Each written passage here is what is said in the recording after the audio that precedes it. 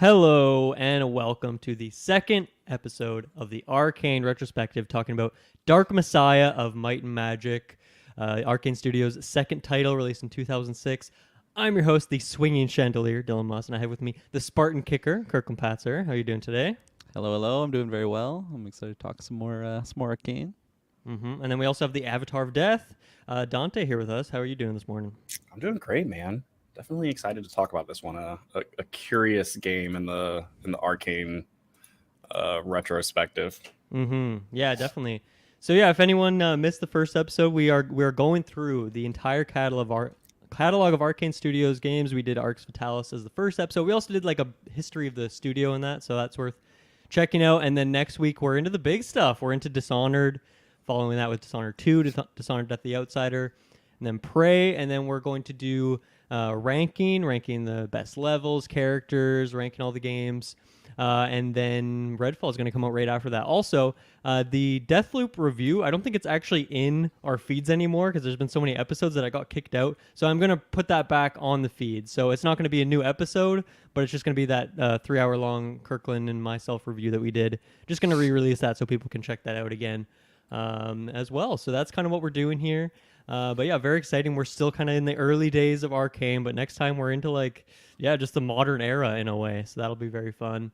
I don't know if I've really any other plugs. I think I just kind of want to get right into this. So Dark Messiah, Might and Magic, kind of a weird title. I actually was looking a bit more into the history of this thing, and I wanted to share this, which is that originally when they were building this game after Arx Fatalis, they were actually kind of making it under the thought process that it would be Arx Fatalis 2, and they were just kind of doing some tech demo stuff with the Source engine. Then they had the kicking mechanic in there. You could launch people off cliffs, the interactable objects that you could throw around and stuff like that. And essentially the studio's just getting to a point where they're like, we don't have any money. Like, we need to get a publisher for this thing ASAP so we can actually release this thing.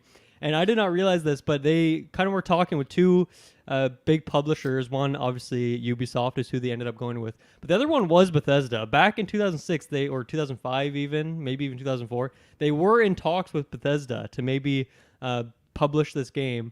And if they had gone down that route, this probably would have been Arx Fatalis 2, and the story would probably be very different, but it would probably have the same bones. It would still be that same Source engine tech demo-y sort of thing, but with just a continuation of that world. So we'll talk about that later, because I'm very curious what that would have looked like. But essentially, just the deal was taking too long, and they did not have time. They had just down to the days in terms of when they were going to go bankrupt. So they had to go with Ubisoft, and Ubisoft, one of the precursors was they want you to kind of mailed it to the Might and Magic IP that they own. So that's why this game ended up turning from what would have been Arx Fatalis 2 into Dark Messiah of Might and Magic. So kind of an interesting tale there, but I'm so curious because, man, there's so much of this game is outside, right? And I wonder if that was part of those early builds. And if this was Arx Fatalis 2, were you going up to the surface as we talked about in that first episode? Or was that added later when they realized, okay, we're not doing Arx Fatalis, so we can do this stuff? I'm so curious. I would love to find out what the original story pitch. I want to know what that's currently in this was Arx Fatalis and what stuff was just completely changed. Because you can see a couple similarities there, and obviously it's fantasy setting, dark fantasy, so it kind of is similar in that way. But that's kind of an interesting thing. But yeah, let's get right into it. I'm going to throw over to Dante first. What are your kind of just top level thoughts on Dark Messiah now that we've all finished this thing? Yeah, so definitely an interesting one. I think it's pretty clear that they were under some restrictions, as you mentioned. I think it definitely feels a little bit less large in scope as Arx did. I think that's one of the things that I almost throughout Dark Messiah, I was sitting there wishing I had that world building and kind of these characters I really attached to. Even though there's a lot of characterization in this one, but not so many characters I really loved.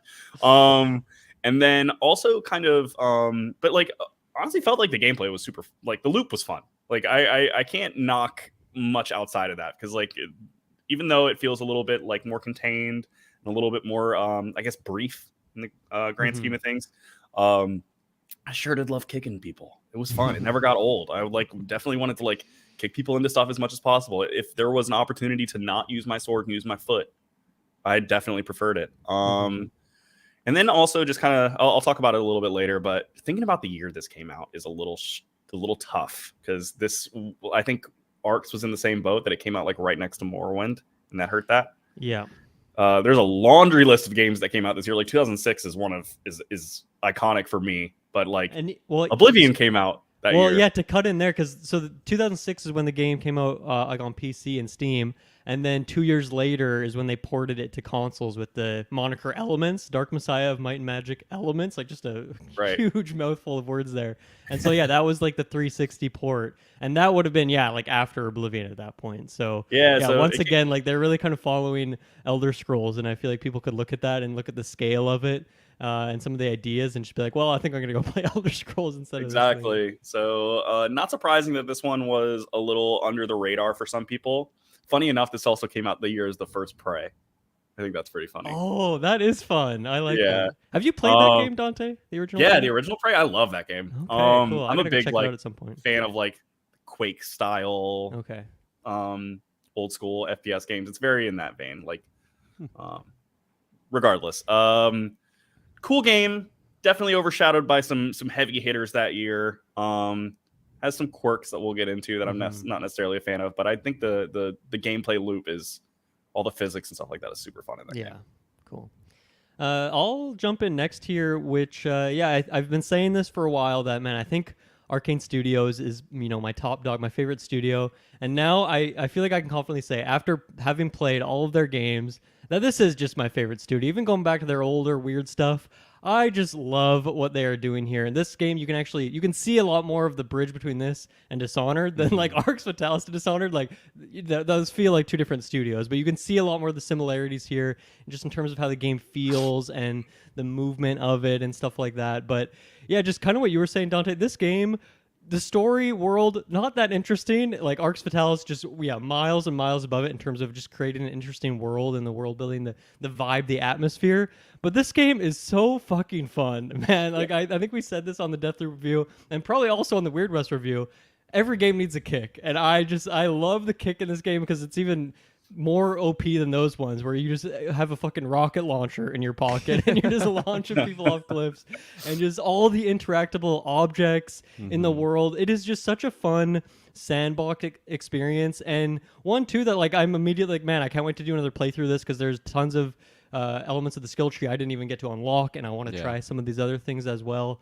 But yeah, I had such a great time with this thing, and I'm very excited to break it down. And also, so I played through the game on PC, of course, but then I went to my used game store again, and I found oh my gosh, look at and that. This was it was only like $15 instead of the 99 that Arx Fatalis was. And so I'm very excited to tell you guys what the differences are in this console port. There are a ton of differences, so we'll talk about that as well.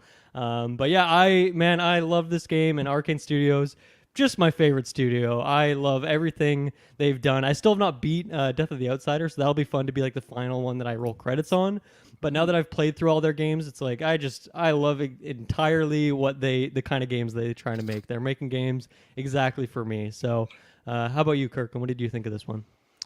Yeah, I mean, you didn't have your Ilcid armor, so you were down in the dredges with the rest of us on this one. My exploits were very much limited. I feel like all right. My gosh, mouthful. I feel like I was still able to find some cheesy things to abuse some of like the enemies' movements and whatnot, and just kind of getting stuck in certain situations. But yeah, no, like following what you guys said, I think this is just such a fun game to go through.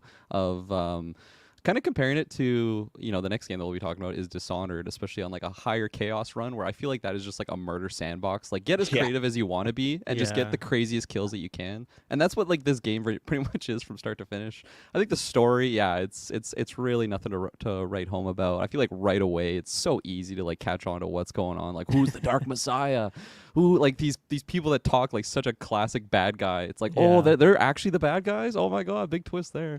It feels like Lord of the Rings knockoff in some ways too, just immediately.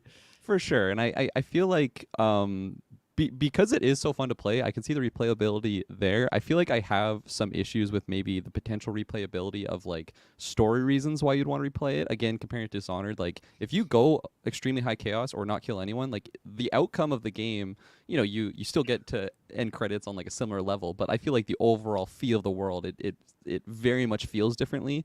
In this one, there's like multiple endings. I'm not sure if you guys knew that. Probably did. I finished my ending, and then I just like went on YouTube to like watch the other endings, and it's just like, okay, that really didn't change much at all. And I feel like there's certain The characters. text is different, but the cutscene's the exact same. Yeah. Oh yeah. No, 100%. And like, I just feel like there's certain characters that it's like, oh, I wonder if I made this decision, like how they'd react. Like, it really doesn't change much. And I just feel like they just didn't flesh out a lot, like some of these secondary characters. So for me, it's not one where it's like I really want to go back and see that ending now. It's like, okay, in a couple of years, just to like get back in there and, you know, throw some barrels at people and just like the ridiculous physics of that source engine. I feel like also like it just shined a brighter light on that source engine, and like, man, like that engine was so ahead of its time. And like thinking back on Half-Life 2, like I can't believe that game came out in 2004. Like that is so insane to me. Like just thinking about like the destructible, like environments of just like destroying like the floor or anything like that, and just the way that like the bodies would interact with each other. You know, it might not be the most realistic like movements of the bodies, but it's just so hilarious to see. And like just taking that source engine and throwing in magic and stuff in there. I think that was. To me, that's like by far the most fun thing about this game is the actual playing part, and you know that should be the most important thing, the gameplay for a video game like that. For so, sure. yeah, no, definitely have some grievances with it, but overall, I think this was definitely a fun experience. And Arx was a great time. I'm not rushing to get back into that one, but I can see the trend going that like a really positive direction on this Arkane Retro. So, you know, by the end of it, I'll probably be with you, Dylan. Arkane's just, man, they're top dogs. I love their games. It's so fun to play. Okay, let's get right into it. I do want to start by talking about some of these differences with the console port, because I just find there's so many wild decisions here. But first off, like pretty simply, they changed the UI almost completely, which makes sense, right? Rather than having like a 1 through 9, whatever that's called on PC, where you know hotkey between your different items, it just has like a pretty classic D-pad weapon wheel. And then the inventory is very different, rather than being that giant grid, which would be kind of weird to parse on consoles. It's just like, you know, there's different tabs that you slide through and stuff like that. So that's pretty standard there. They took out we talked about this in the Arx Fatalis episode, where there's like, there's a normal run, whatever, and then you can hold a button to stealth walk, and then there's a button to crouch.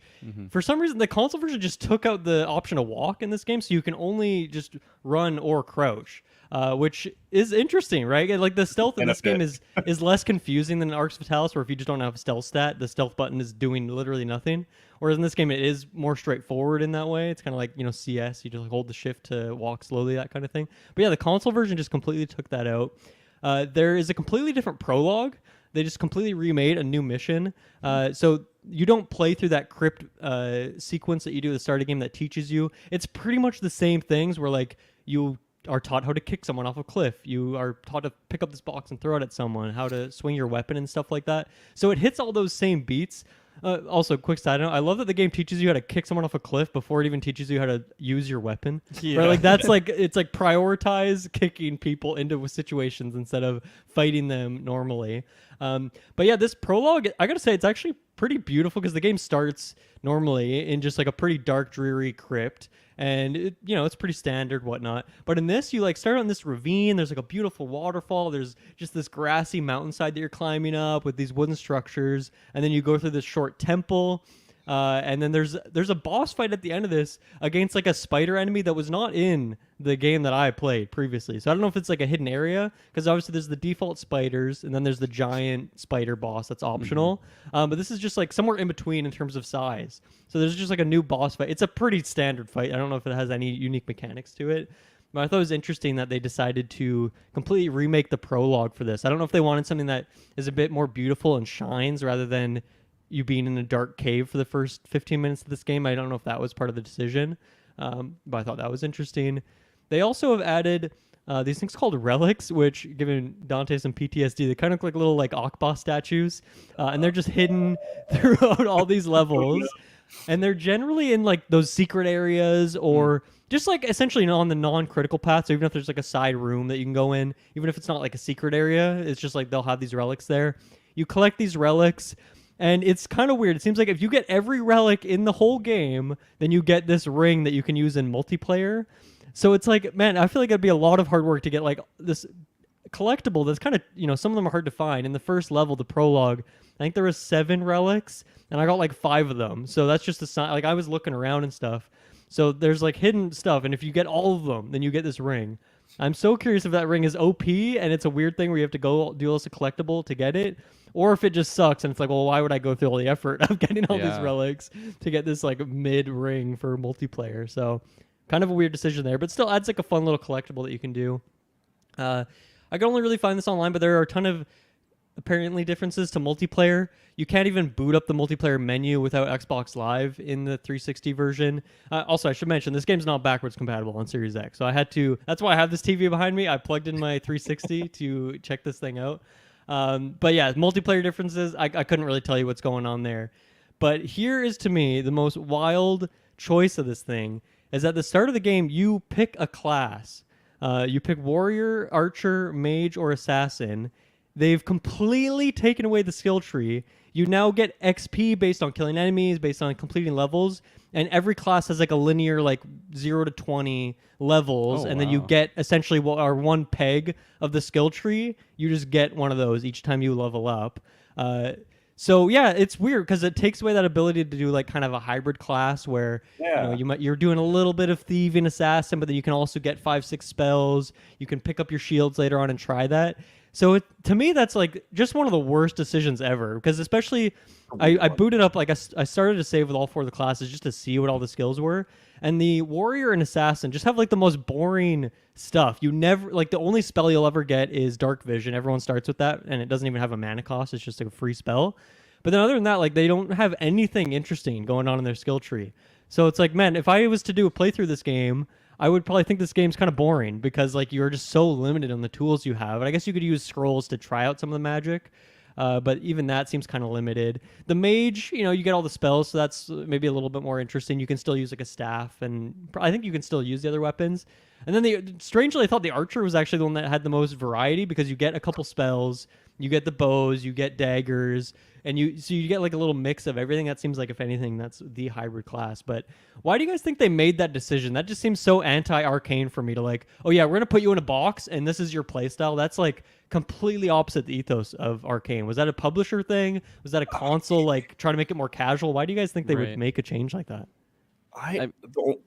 The only thing I can think of is if they were struggling with how to implement this on console, and maybe it was easier for them to just have a selection instead of making you path through a skill tree. But that still seems like incredibly simple pretty to basic, do. right? Like, yeah, no, I know. Easy. That's like, why would they do this other than that? Unless they like looked at another game that was like class based, and they're like, oh, people love class based stuff. Mm-hmm. Or people were saying that in the original one that maybe the skill tree itself wasn't necessarily fleshed out enough to warrant. I don't know.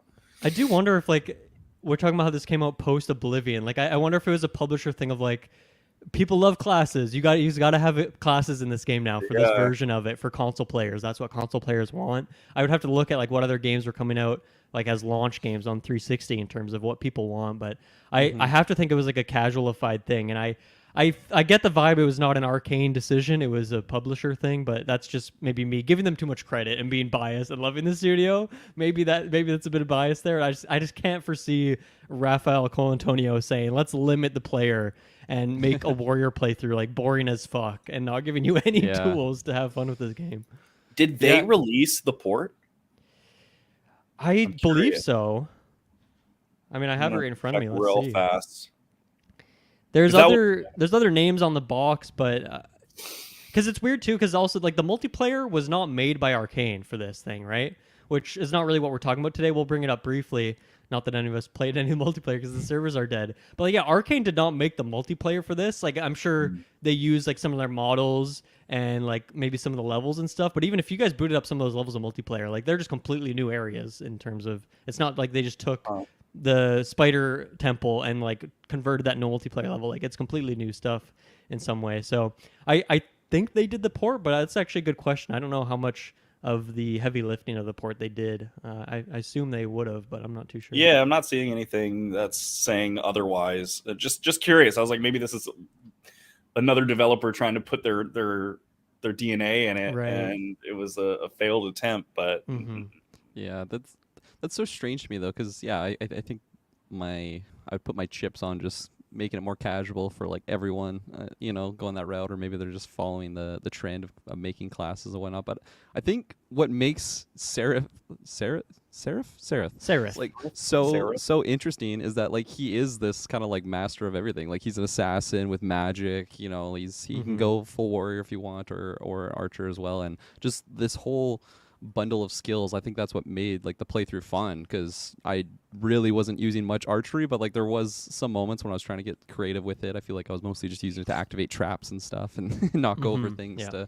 to get people, but just totally limiting that for the player. I think that's such a big misstep, because there'll be plenty of people that just go through as a warrior and just think that's the entire game, and then just not recommend it to friends because it's like, oh no, it's so boring. All you do is just hack and slash, and there's not a lot of creative things you can do. You pretty much just be like beelining it to the end at this point. Like I think that gives, I don't know, maybe does that feel like it removes some of the reason to explore? Like I feel like there's a lot of like, maybe do you get experience outside of anything but like the quest line? Like I feel like I would want to interact with more. You get XP for killing people in this version, whereas in the base game you really only get like those skill points when you essentially hit like a checkpoint, or if you do like optional boss fights, right? If you fight those extra Cyclops or Spider guys, you'll get skill points for doing that. But yeah, I don't know. Like maybe like picking up relics gives you a small amount of XP, so you're encouraged to explore that way. I'm not too sure, but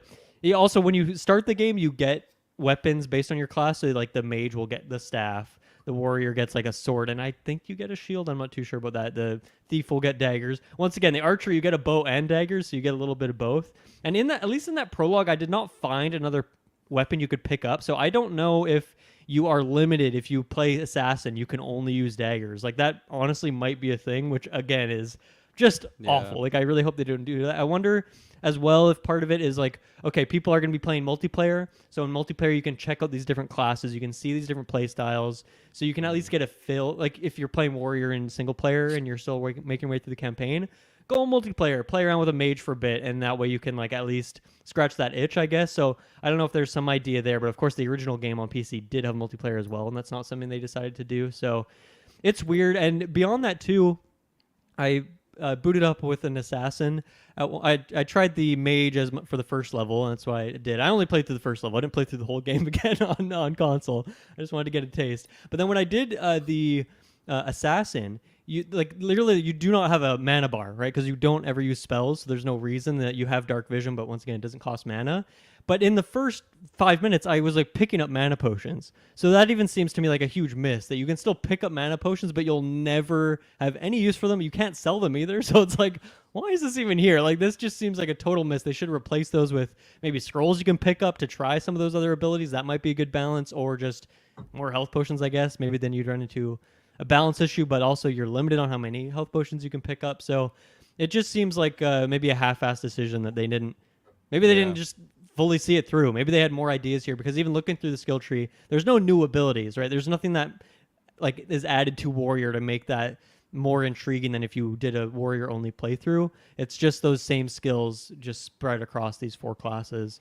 And weirdly, the multiplayer does have other abilities that are not in single player, but they didn't even bring any of those over into single player to make these classes more fleshed out. So we'll talk more about some multiplayer stuff, but those are just some of the changes. There might be some other ones. As far as I could tell, it seems like that only the prologue is different in terms of levels. That's why I didn't play any deeper. After that, you're just stuck into the entering Stonehelm, and everything else seems the same at that point.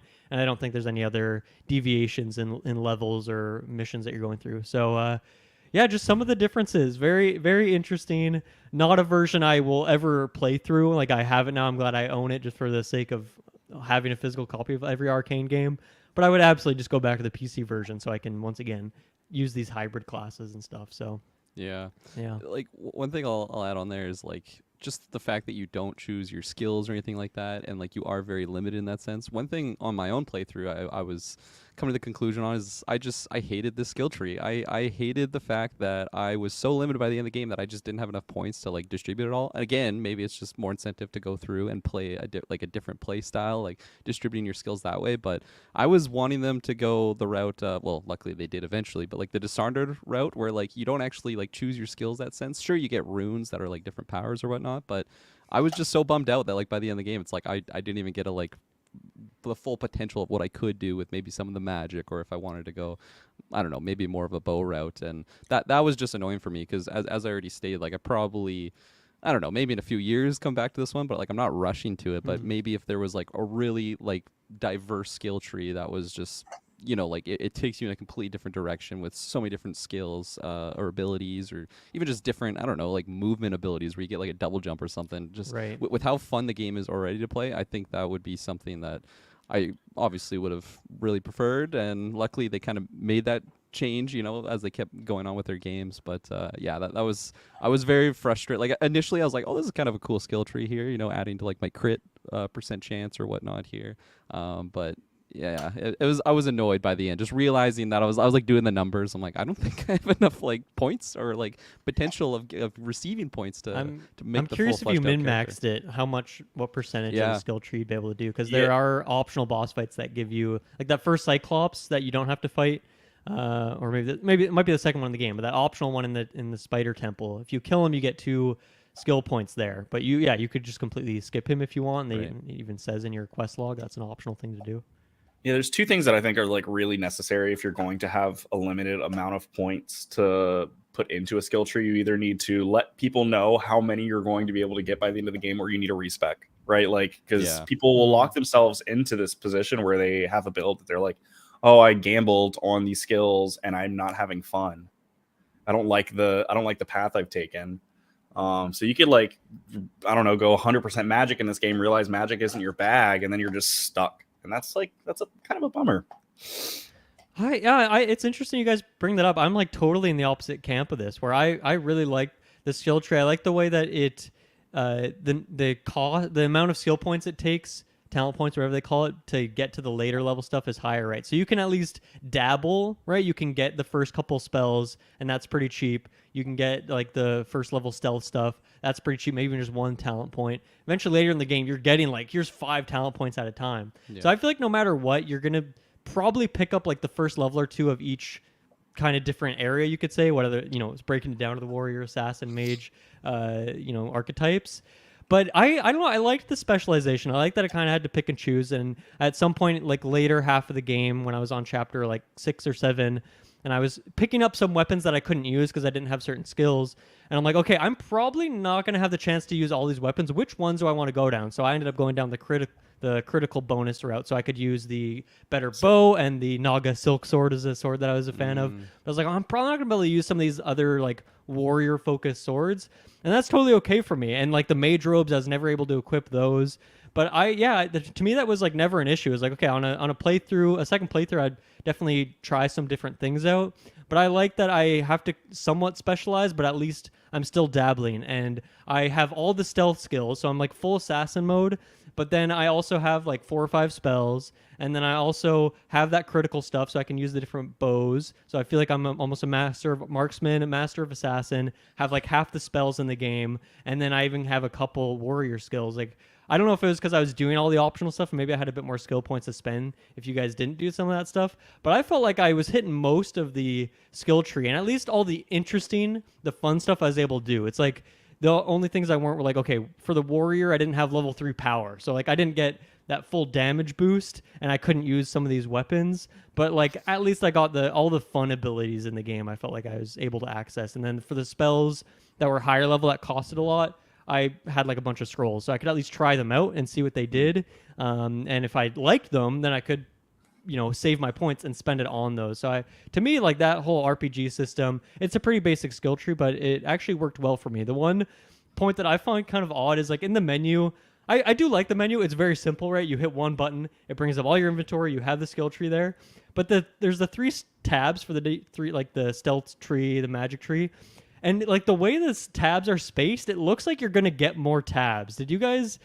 Oh, just like that? extra space there. Yeah, I was like, okay, am I going to unlock other tabs of different skill tree stuff? But it's like, no. So why wouldn't they just make those tabs bigger to fill that space? It was a weird little UI note. Yeah. I don't know if you guys felt that too. Yeah, I think I don't mind having to dig my feet in and spec in a certain direction and being limited elsewhere. It's just the knowledge of when or how much I'm going to get is the piece fair. where I get a little I guess taken aback. It's just like, okay, I don't know how long this game's going to be necessarily. I could be in chapter 9 of there's 10 chapters. I could be in chapter 9 thinking there's going to be 18 chapters and still kind of like specking in a direction or still playing around with my skill points.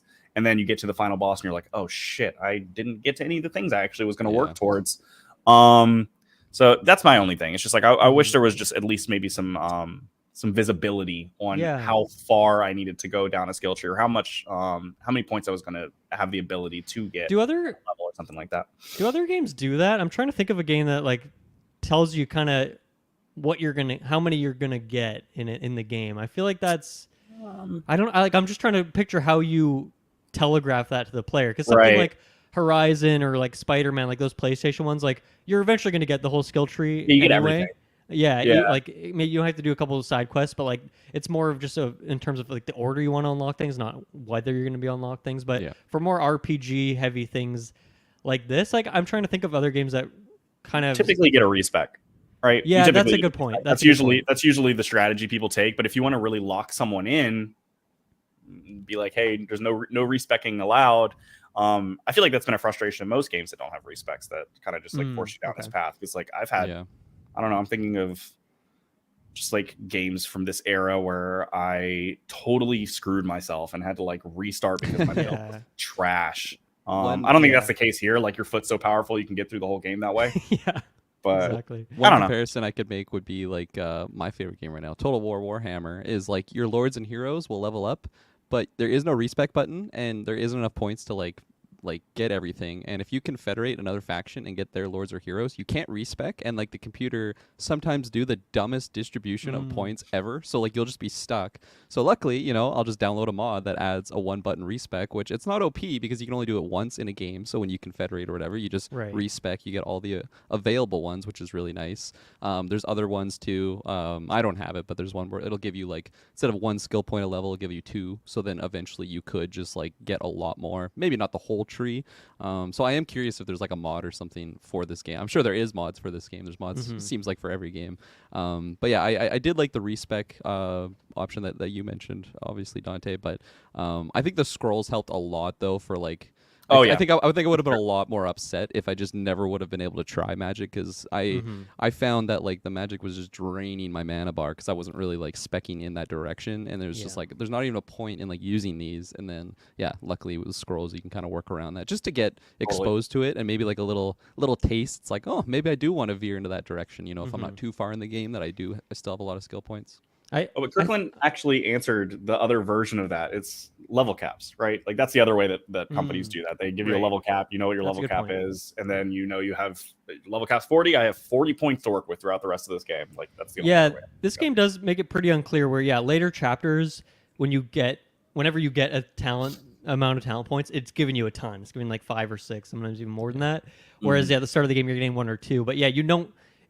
I guess it feels intuitive-ish. You're getting more and more as the game goes through, but you never really know what to expect and how much you're like. If you're thinking about the pace of the game, let's say you're on chapter 1 and you know the game has 10 chapters, and you're like, I'm only getting 1 and 2 here. I got to save these things because like these are going to be rare. Then you realize you can get them through like bonuses and stuff. I guess for me too, it's like since this game is pretty short, like my playtime was I think 11, 12 hours, and if I was to do another playthrough, I'm sure I could probably do it in like 8 hours if I was still going, but knowing how to get through stuff. So to me, that's like, okay, that's pretty breezy to do a limited skill tree like this, where I'll definitely do another playthrough, try out these other things, because this game isn't super long, and so it's not going to take me too long to get to some of those points again. But I think to Kirkland's point earlier, like in terms of other ways that the game incentivizes you to do other playthroughs through story reasons, it's not really there. There is one point in the story. I'm curious how you guys did that differently. I'm curious, compare notes on that. But there isn't really, other than the skill tree, I don't know if there's much incentive other than just like, I enjoyed this game, I want to kick people around again. What the incentive is to do multiple playthroughs. I guess in the console version, they do by giving you these relics to go find, and that gives you stuff that connects back to multiplayer. So that is a very weird and limited incentive, but it at least is some reason to do it. Or, if you're getting, I guess the 360 version once again has achievements, so maybe that's a thing too. I want to get some gamer score, but the Steam, is there achievements? Why am I blanking on this? I don't think so. I feel like it's too old for that, right? Yeah. Yeah. I do not remember. I don't remember seeing any. Yeah, so weirdly, I feel like somehow the console version actually is incentivizing you to do multiple playthroughs, obviously through the limiting your class, but then also other things as well. So that's kind of an interesting change I hadn't thought about until we had this discussion. But let's take our first break, and we'll be right back. Let's keep on the skill trees here. I want to know, how did you guys build your character out? What was your play style? Dante, you want to take it off? How did you navigate that skill tree in terms of how you played the game? So heavy strength and crit. Like, this was one of those things where I realized pretty quickly that the melee was where a lot of the bread and butter of this game was. Obviously there's lots of magic, but I want to be up close and personal to kick people. So if I'm playing an archer or a mage, I'm not getting in people's grill the same way that I think I should be, because there's so much playful stuff to do in this game with melee combat. So definitely went down that route, maxed out everything in the melee tree essentially, and then I put some points into endurance to make sure I could hold some of the kind of heavier armor, and then I spec'd into magic just enough to get the heal. Because interesting. Okay. Yeah, usually in games, if they give you a magic heal, I'll usually rush to that because I don't want to use too many potions. And that's pretty early on in the skill tree, thankfully. I think it's like the second point. Yeah. Yeah, it costs 3 points, I think, so it maybe take you 4 or 5 in total to get there, so it's not too bad. Yeah, low investment for sure. And then everything else just spec'd into doing lots of damage, and it worked. I was two-shotting people most of the game. Nice, that's cool. Kirklin, how about you? Yeah, I kind of followed my Arx playthrough method of just getting into the strength, because I was kind of surprised by the end of it just how intricate some of the weapons were on the design and everything. Oh yeah. Initially, I thought it was just going to be like Dishonored, where you have the one blade for the entire game. Obviously, you could pick up other ones, but I didn't think they were going to look much different. So once that realization happened, I'm like, I need to be able to equip all this stuff. So get the strength stat up, endurance. I think I forget.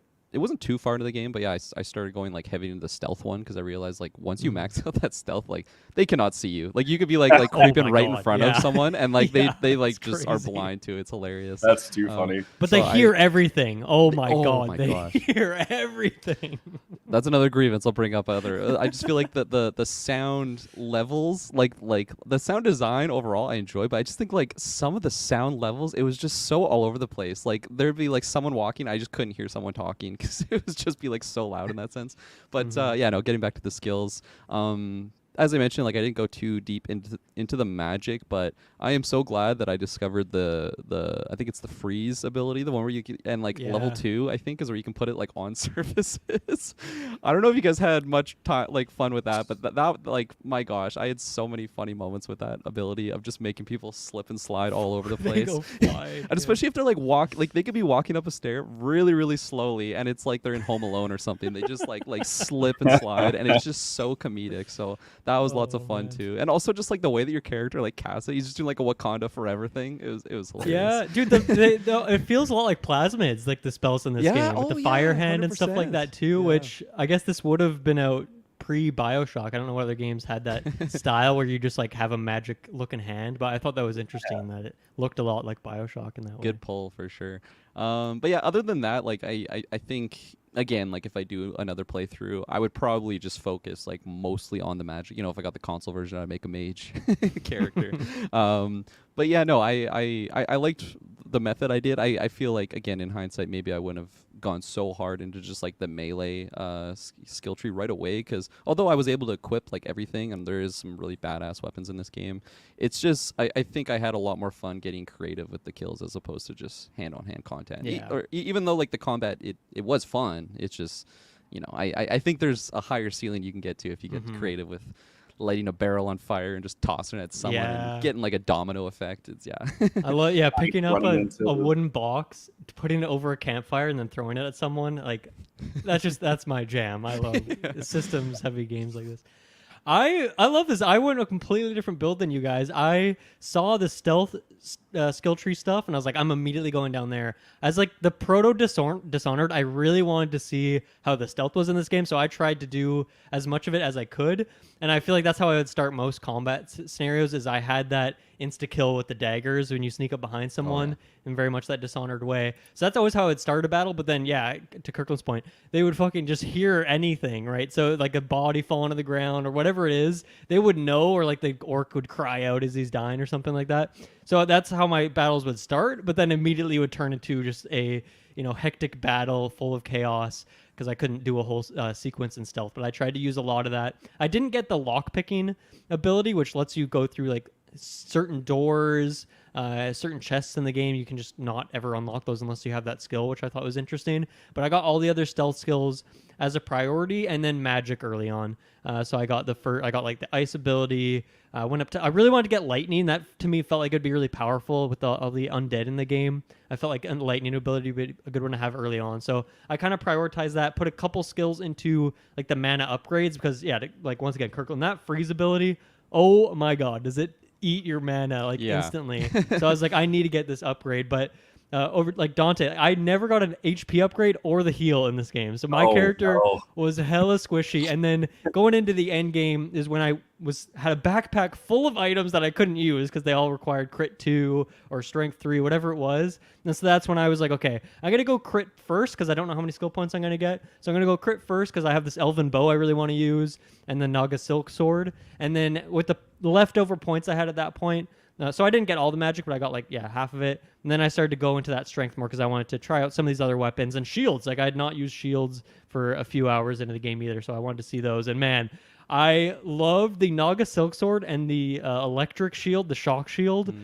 Dude, the shock. Did you guys use the shock shield? Yeah. That was like my main thing shield was so good. Just enemies hitting you. They get stunned. If they're undead, they like take a bunch of damage because of the electricity element, and then just slice them up. That was such a fun combo for me. But yeah, like starting out with stealth, sneaking around, and then using the bow, and then when I got to get close to someone, taking out the Naga silk sword and the shock shield, magic on the side. I had so much fun with that build. That was a really good time. Yeah,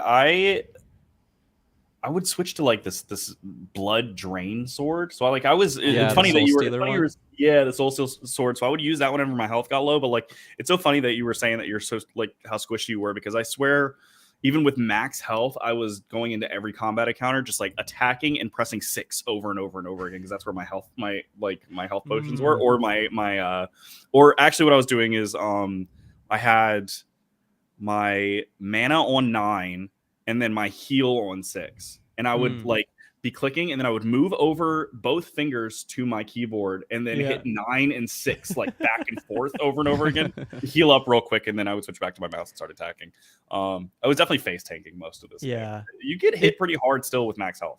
Yeah, no, it definitely helped too when you finally get the like demon ability, so you can just get lifesteal off that. I would pretty much, that would be my thing. When I'm dropping low health, I'd switch into that mode. Destroy some enemies, heal up in that way. Or I really enjoyed when I was on a mission with Liana because she could heal me just infinitely. There's no cooldown on that as far as I'm concerned. She just instantly tops you off if you're close to her. So that was really helpful as well, because there were certain points in the game when I ran out of food rations, when I ran out of health potions, and I was like, man, I'm on the ropes right now. This is not looking good for me. Very random side note, I love that the food rations in your inventory get bundled into one slot rather than having like fucking bananas and bread and all this stuff. Because by the end of the game, like I really had to my inventory was pretty full. I didn't have much extra space, so it was pretty nice that all the food spot goes into just one. Nice one upgrades from Arx for sure. They definitely picked up a couple of things where they were like, all right, we maybe too much room with keys and food. Yeah. So Dante, did you use much of the bow in this game? No, I didn't touch it even once. Just like Arx, you guys are not fans of the bow. Maybe that is like an Elder Scrolls thing for me, but just being the stealth archer meme from like Oblivion or Skyrim is just such a classic playstyle. I've always loved bows in games, even Horizon and stuff like that. So I definitely was using a lot of the bows, and the Elven bow does a really good amount of damage. The poison bow as well. That thing saved my life a few times in certain boss fights. So I really liked using nervous. that. I get nervous because some games have great bow mechanics. Like I would say, like your Elder Scrolls, for example, super fun, especially with like crit bows. You're just like sniping people and they're one-shotting them, and it does this like animation, and it's great. Some games have bad bows though, and I don't want to like go down that path and be like, man, the first person shooting in this is terrible, and I can't land a hit, and then I'm stuck. I think that was like the deterrent. That was the deterrent for me, was because I was at that point where I didn't really like spec into that direction, and it's like, oh, let's try out this bow, and of course I have no like specs into it, so it's just weak as shit. I'm like shooting toothpicks at my enemies here, and I think also like I was just be aiming at like someone's head, and I just would think that it would be hitting, and it just like goes over them, and I'm like, I don't know this, I don't know about this, so I just went to the more melee route. I'm curious how much of, because like from what I can remember, there's not a ton of. I think there's like 2 pegs that you can get for the bow upgrades. One of them is like lets you zoom in, or maybe one slows down time or something like that. But yeah, when you get a headshot, it feels really good because once again the enemies like just explode into this ragdoll mess, and it's like it does a lot of damage, and you can insta kill like a lot of human enemies in the game with it. But yeah, like you kind of only get one chance because if they're running at you, it's pretty hard to line up a headshot. But if you're in stealth. Fucking fast too, the enemies. They oh my close gosh, the distance quick. There'll be a guy like way at the end of the hallway. I'm like, oh, this is gonna be perfect. I'll be able to get like 3 shots off, like I'm Legolas or something. And I shoot once, I miss, and he's just like right in front of me. That's where one. Okay, that's a good point. One of the archer upgrades is that where you like load the bow a lot faster. Oh, okay. You turn into like a little bit of a turret, man. You do turn into Legolas. You get that ability. The first one takes a while to load up. Yeah. But then if you like keep the bow loaded and you keep going, he like does it really quick. Like he doesn't bring the bow up and down and stuff like that. So that made it a bit better in terms of dealing some good damage there. There's still some very difficult moments in the game. We'll talk about some of those. Especially there's one level late in the game. Holy fuck, that it was just destroying me. But also, I just love the daggers in this game. In terms of, it almost has like the butterfly knife CS:GO thing where you're just flipping your blades around all the time. But like all the things he does when you're like sneaking up behind someone and stuff like that. When you're like in the zone to do the stealth kill, and he like raises the dagger up, like moving like you're forward. Michael Myers or something. Yeah, exactly.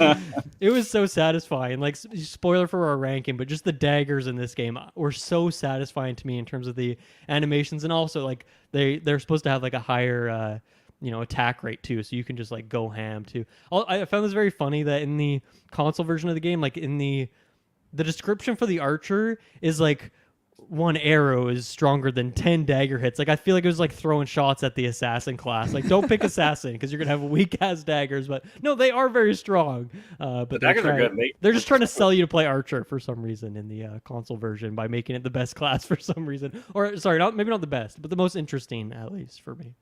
The electric daggers were a blast, the same way that the shield is. It's just like walking up and stunning them, and then I would like stun, like get some electric magic, but just off of my weapons. Right, and I would like stun people with them and then switch to a weapon that I was like using to do damage. So there's like a good opportunity to like mix and match. I'm wondering if that's the case in the console port, because if you can't use daggers as a warrior, then you get you can't do a lot of this stuff. Whereas like even though I didn't go into magic at all, I could still use these daggers. Even though I didn't go into stealth at all, I could still use these daggers. Right. Yeah, it was unclear to me whether or not you could pick up, because the first level you'd kill a guard that had a sword and you couldn't pick that up. So I don't know if it's like set points in the game when you're supposed to be given these things, or if they do limit it like based on your class. Like you can only use this class's weapon, which is obviously a very weird choice. Yeah. Let's just keep talking about the combat here. Oh, another thing with the dagger too. I think this is the thing when you level it up some more, but then you can like do a throwing dagger too at some point with it. You get like a ranged attack, and I think you just charge it up fully, and if you're not near someone, then you'll just like throw it.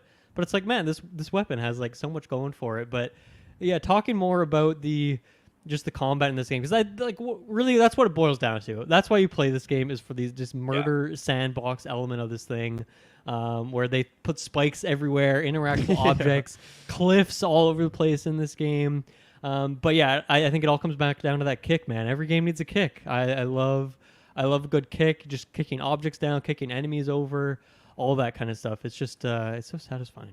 Lots of interactables throughout the environment. Like obviously there's all these like fantastic spike traps to kick people into, but like there's pressure plates, and you want like convince people to walk over to the pressure plates, and they get like stabbed by stuff. There's like big statues that you can like break the legs on, and like the statues fall over onto people. Like they gave you an infinite amount of things to play with. It seemed like even when like I felt like I had exhausted a lot of the playful things to utilize, like there was always something else. Or you could just use that spike trap and like keep stacking bodies on top of it.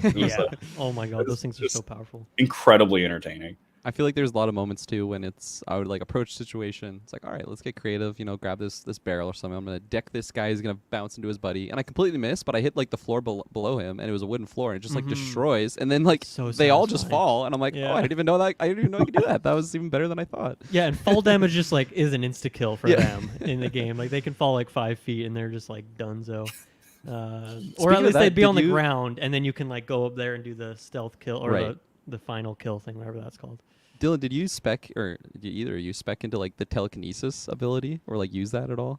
I used it a little bit. It's pretty fun as well. I love the hand effect on it, the plasmid kind of the purple spotty look. It's pretty interesting. I didn't use it too much, but there was a couple instances when you just like pick up a character and you just like launch him in the air and he just like splats onto the ground. I never got the upgrade for it to be able to pick up enemies. I could only ever pick up like smaller objects, so that would be a fun thing to do on it's satisfying. Playthroughs. Yeah. I use it too for just like picking up things far away. There's certain points when there's just like a chest that's like out of reach, and I don't know if there's another way to get around to it, but just like picking it up. Or there's the one point where you're on the edge of that cliff and you're going through that house that like falls.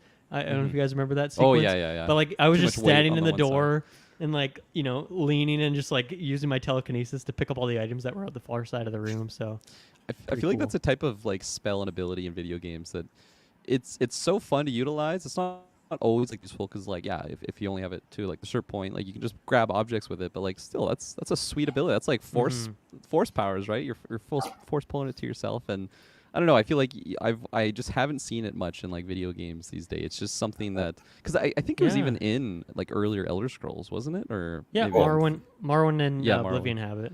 I think it gets especially good. It gets especially good when you add physics, right? Like that's why the gravity gun in Half-Life 2 is so good, and that's why like it's entertaining in this is because it is using like, all right, I can make this like crate do all this ridiculous stuff and like launch it at people, and it interacts the way I expect it to. Yeah, the one physics element that because I watched a couple. Just like retrospective reviews like YouTube just to see what people were saying about this game, and pretty much it's similar to us where like it all comes back down to that combat, and it's like it is fun as fuck to go back to.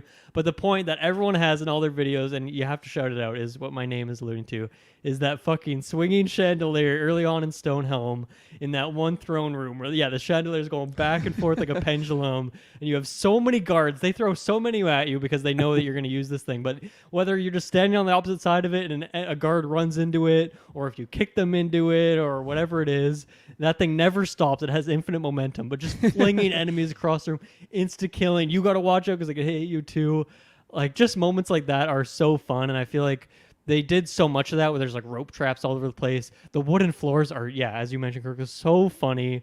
But just I love the kind of physics element of this game. It is just such a good time, and interesting too because that's like they have physics objects in Dishonored and later games, but never to this extent, right? Like you can pick up like a bottle off a table and throw it, and usually using it for like a sound distraction, or you could like knock an enemy out in certain instances. But they definitely toned it down in terms of some of the physics objects. I guess there's like the whale oil tanks, and those have more explosive, but I feel like this was like, them going really over the top with it, and they were probably it's once again just back to that tech demo. That must have been like what this game was at its core, was fun physics objects, and they like built the whole game around that, as we talked about with putting spikes on like every fucking wall and traps all over the place. Like the game is just built around how fun it is to do that. They know that, and it stands up. Like that holds up till 2023 today. That is just as fun as it is now as it probably was back then for people playing this. I think that is just a testament to that engine. Like at most games that were on Source and Source 2 did have just like excellent physics mechanics. Like they really seemed like they built that in. Like, I don't know, you just play Gary's Mod or something like that, and you realize like, oh, this stuff just works naturally. You put this object in here and it interacts with the rest of the world so perfectly. Like I wish more games utilized it, but I understand that there are some limitations with it as well. Like it doesn't always look the best, but pretty buggy and stuff, I'm sure. Yeah, for sure. But man, the games that really utilized those were still to this day like super fun. I was getting very nostalgic. Just the sounds of the Source engine when you're like interacting with an object, or like the little like bloop, you know, like the little beep that goes off.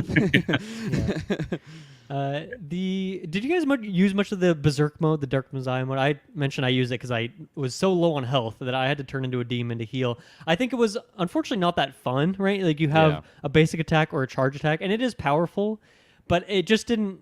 It wasn't like there was no systems to it. Like it was a pretty just basic hack and slash kind of thing. I pretty much just used it for healing. But how much did you guys use that? Is that something that is a choice? I don't remember it. That's interesting. Yeah, I guess they don't sell you on it, and there's not like a point in the skill tree you can upgrade it. So maybe you just forgot about it. You press V and you go to like Berserk mode. It drains your health per second, but then when you attack enemies, you get lifesteal on it. You get it on probably chapter 5. Kirkland chapter 5-ish. Yeah, because like it's like I think it's like basically 50% through the game. Like when what's his face, the main enemy, like kills you, and then Zana brings you back. Yeah, brings you back, and then she's like, "Oh yeah, you got my powers now." And then I don't think it like forces you to use it though. It's just like now you can do this, and then did you ever? I never touched it. They tell you like don't use this near your allies because they'll be like freaked out by you and stuff. Did you ever try that, Kirkland? I meant to reload a save and try it, so I'm curious what happens. No, yeah, and that was one of the things where I'm like, oh, there's no repercussions from oh really? Because like as soon as I saved Liana in like the spider den or whatnot, I was like we're like running to the elevator and I just like turned it on and I'm like running beside her like as a demon and like she's just running to the elevator like not even reacting and I'm like, oh that's a big misstep. And then when you get into the elevator, she's like, there's something demonic about you, and then she's like, I don't like the new you or whatnot, and I'm just like, that's it? That's all the dialogue I get she for has this? that line like no matter what. Like she should have attacked me in that instance, right? You know? So I was that's really where I think it was like the testing point of like is there circumstance or what's the word I'm looking for? Consequences. Thank you for like my actions here and like treating different characters differently. But unfortunately, that's just where it falls short. I think that they get better in that in like the future titles for sure. Because it's just like it was like a glimpse at like those systems, but they don't go all the way, and that was disappointing for me because I've seen it done really good in Arkane's own games. But that's weird. When you get cleansed near the end of the game, do you lose access to it? I think if you get cleansed. That's an option. I was like, my goal was to like create a save point and then just try both ways, see what happens if you do or don't get cleansed. But I just totally missed where you actually go to get cleansed, so I just skipped it accidentally. And I'm like, I'm just gonna live with this and see what happens at the end of the story. Boys. But yeah, I'm assuming once you get cleansed, you lose that demon ability, which is like in chapter 9 or 10. So it's like for the last 5% of the game you wouldn't be able to use this thing. But did you guys you got cleansed? Yeah, I did. So I guess it didn't make much of a difference that I didn't know that was available for 3 chapters. Lost an ability. I didn't miss it either when it was gone because like I usually unmap things from C and V in games. So like if they put something there, I just don't think it feels good to click on those buttons. If I had to click on either of those, I would have never reached down there on my keyboard ever. So I would never have known it was there to begin with. That's so funny because it feels like it does kind of fit your play style that you're going for too. Where just like, full on warrior fisticuffs, and then if you're low health, instead of having to do your 6-9 thing, you could just tap into your in your demon mode, heal up, and then switch back to regular mode. And like the soul stealer weapon, it's like you are exactly. It's like you are that weapon in that that form or whatnot. There's another sword you get in this game that you just can't equip. Did you guys access that? Like it's the dragon sword? Dragon sword? Yeah. Is there a way to? Because he like comments, right? And then it's like it's bound to me. I can't drop it or whatever. But like you also can't use it. I thought you just needed like strength 3 or something. What? It wasn't that? You can't touch it. Huh. Weird. There might be a moment like maybe I just always assumed I was start using the sword, and I never at that point I was like ingrained in what I was doing. I was just ready to like beat the game at that point, so I was using what I was using. I always assumed that it was just like a stats thing of I was unable to use it because I was unable to use other. No, it like hurt you when you equipped it. Oh, weird. Yeah, it like the damage on that thing is insane, right? It's like +10. Everything else is Yeah, I like wanted to use it real maximum bad, but +6 or 5 or something like that. So it seemed pretty all right. powerful. Probably need curious my to try Arx exploit to access it or something. Yeah, It's like a that'd be grab mirror a bone sword and click a situation. chair 10 times. Yeah. Just on the demon form thing, it's funny, Dylan, what you're mentioning about like the 3 skill tree and there was that missing section. That would have been a perfect spot to have like the demon form, Seriously. and then you could have like just, I don't know, done more points, and maybe you can grab people now or like swing around with your tail. Because I think when games have that, like I usually really enjoy that system of just like you have a completely different form for your character. Yeah. It can be extremely overpowered. It's kind of nice to just drains your like your health, so you like there is consequence to using it. Yeah, I found I was using it more and when there would be like multiple mobs, because then I could just like get quick kills and then heal up really quick.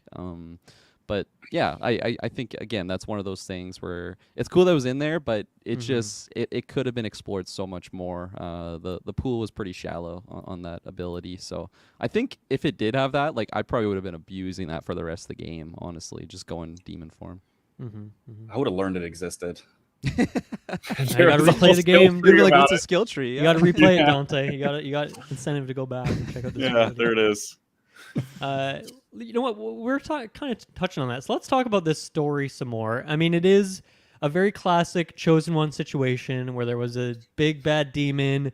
The demon got condemned to hell or something, but then of course there was like in the prophecy 50 years from now, 100 years, whatever it was, someone will be born who can unleash that kind of thing. And to some extent, I think it is an interesting idea in this game that you are playing a character that is true neutral, and you can choose how the game will go, whether you dip into that power when you finally get to the endpoints. It seems like, I think maybe the downside of this is that all the interesting decisions in this game, if you want to call them interesting, are in the last like 30% of the game or less. Like they're very much tucked at the end. That's where I think replaying when I was like, you know, when I was playing through the game, I was making different save points. I'm like, hey, if I want to replay certain sequences, and the more I was going through, I'm like, I don't know if I would really have much reason to redo the first few levels in terms of story decisions, or you don't even have too many skill points at that point. It would just be to, you know, replay levels for the sake of playing them. But yeah, the idea that, okay, when you get this whatever, there's the spider skull at the end of the game, and you can use it either to give yourself ultimate power, you can like destroy that power, which would be the good side, or you can like give it back to your daddy devil who's like going on up there, and then he'll like wreak havoc on the world. Unfortunately, yeah, as to Kirkland's point, like the actual cutscenes and stuff you're seeing there, at least for what I saw, I did like the one where I take the crown and I become the ultimate power. Then I reloaded and gave it to Daddy Devil, and it pretty much was more or less the same thing. But I did not cleanse myself or go like true good path with Liana. So I'm curious. Obviously, Dante, you cleansed yourself. Kirkland, did you cleanse yourself? And did you guys see what happens at the ending if you take Liana in the end? Yeah, so I did not cleanse myself. I feel like I was really just embodying the whole Dark Messiah persona on this playthrough. Sure, yeah. I was going very much evil, but like ultimate power for myself. So I did not give it to my daddy. I took the new demon throne or whatnot with Zana by my side. And yeah, so like that's where I went on YouTube and like watched all the different endings there, and it really doesn't affect much there. Yeah. And it's interesting because I feel like the game was even setting up some interesting thing where it seems like on the surface, like it's so obvious that like Zana is this seductress or like succubi type demon character, so like you would think that's evil, but like also Liana's like uncle, I guess, was like in cahoots with like your uncle, and like they were pretty sketchy as well behind the whole like. So it seemed like they were going this direction to like have where like you don't really know who's in the moral right for most of the game, but by the end decision, like I didn't really feel like that weight on me. It's just like I could go this way or go this way, and guess what? I'm gonna get to the end credit like the exact same. The video will be a little bit different with a little bit of color change on like the big effect that happens. But yeah, Dante, what did you end up going with? Yeah, I cleansed, and then I gave my dad the crown, I think. It is a blur a little bit. So and I apologize for that. Point, like that story, I'm gonna be just straight up. That story like lost me halfway through. I kind of it's so generic about it. Yeah. To be honest, like it was between the It was mostly the dialogue that was really getting me. Like it was, I think I would have been a little bit more engaged in the story if it's just every single time I heard anybody talk, I felt like they were trying to have sex with me. Between Liana and Zana, right? Oh, good bedroom. Let's stay here a while. Yeah. Yeah, like I just got off of playing Atomic Heart, and there is a fridge in that game that is also just far too aroused every single time you have a conversation with it. And I was like, oh man, I just played a game like this. And That's funny. having Dark Messiah like right behind it. So like, yeah, I guess I feel a little bad because I definitely like started to just engage with the combat as like my way of enjoying this. And anytime somebody started to talk, I was just like blanking out. Like I was definitely like, it lost me a little bit. It's funny you mentioned like you were playing this alongside Atomic Heart. I was playing this alongside Hogwarts Legacy, and I like that game enough not to throw shade. But when I was playing Hogwarts Legacy, I'm like, man, I just want to play Dark Messiah right now, which is obviously like a sign for how much I enjoyed this game. That here's this like modern AAA game that like everyone's playing, and I'm like, I just want to fucking go kick some people off close right now. Like the gameplay is so much more enticing. But okay, so Dante, to your memory, after you cleanse yourself, Zana is just no longer you would not hear from her again, I would assume. Like she's completely gone. Does she like return to a person in the world, or is she just like ceases to exist at that point? I don't think I deal with her anymore. She's I imagine there's some like emotional-ish dialogue when you're doing the cleanse. Maybe no, okay. And then Liana would be with you at the end of the game. Okay, so back to Kirkland then. So at one point, I forget. I think it's like probably still in Stonehelm. Liana finds out what's going on, and like. Once again, for me, I was a bit blindsided because I accidentally skipped past the cleansing thing. I was like, I'm going to go check this out. But then, like, I just totally missed where you're supposed to go for that. So I walked right past it. And then Liana was, like, there in the next scene afterwards when I guess I skipped that optional objective. And she was like, I can't believe you didn't cleanse yourself. And she's like, I'm going to fuck you up. And she starts, like, battling you. And I hit her a couple times, but then I'm like, I feel bad about this. I don't think she deserves to die. I don't want to kill. Like, I'm not a good guy, but I'm also not pure evil like Daddy Devil over here. So I just left. I let her live, and I never saw her again. You can leave. You can let her leave. Oh my gosh, easy for me to say. You can let her live. I just pieced out. I just left. Oh my gosh, I just went through a loading screen, and I'm out of there. And she never popped up again. So I assume she lived a happy life, or maybe not. But I don't know what happened to her. That's crazy to me. Yeah, because it's like a church or something, like where the cleansing is. You like walk up and you hear like.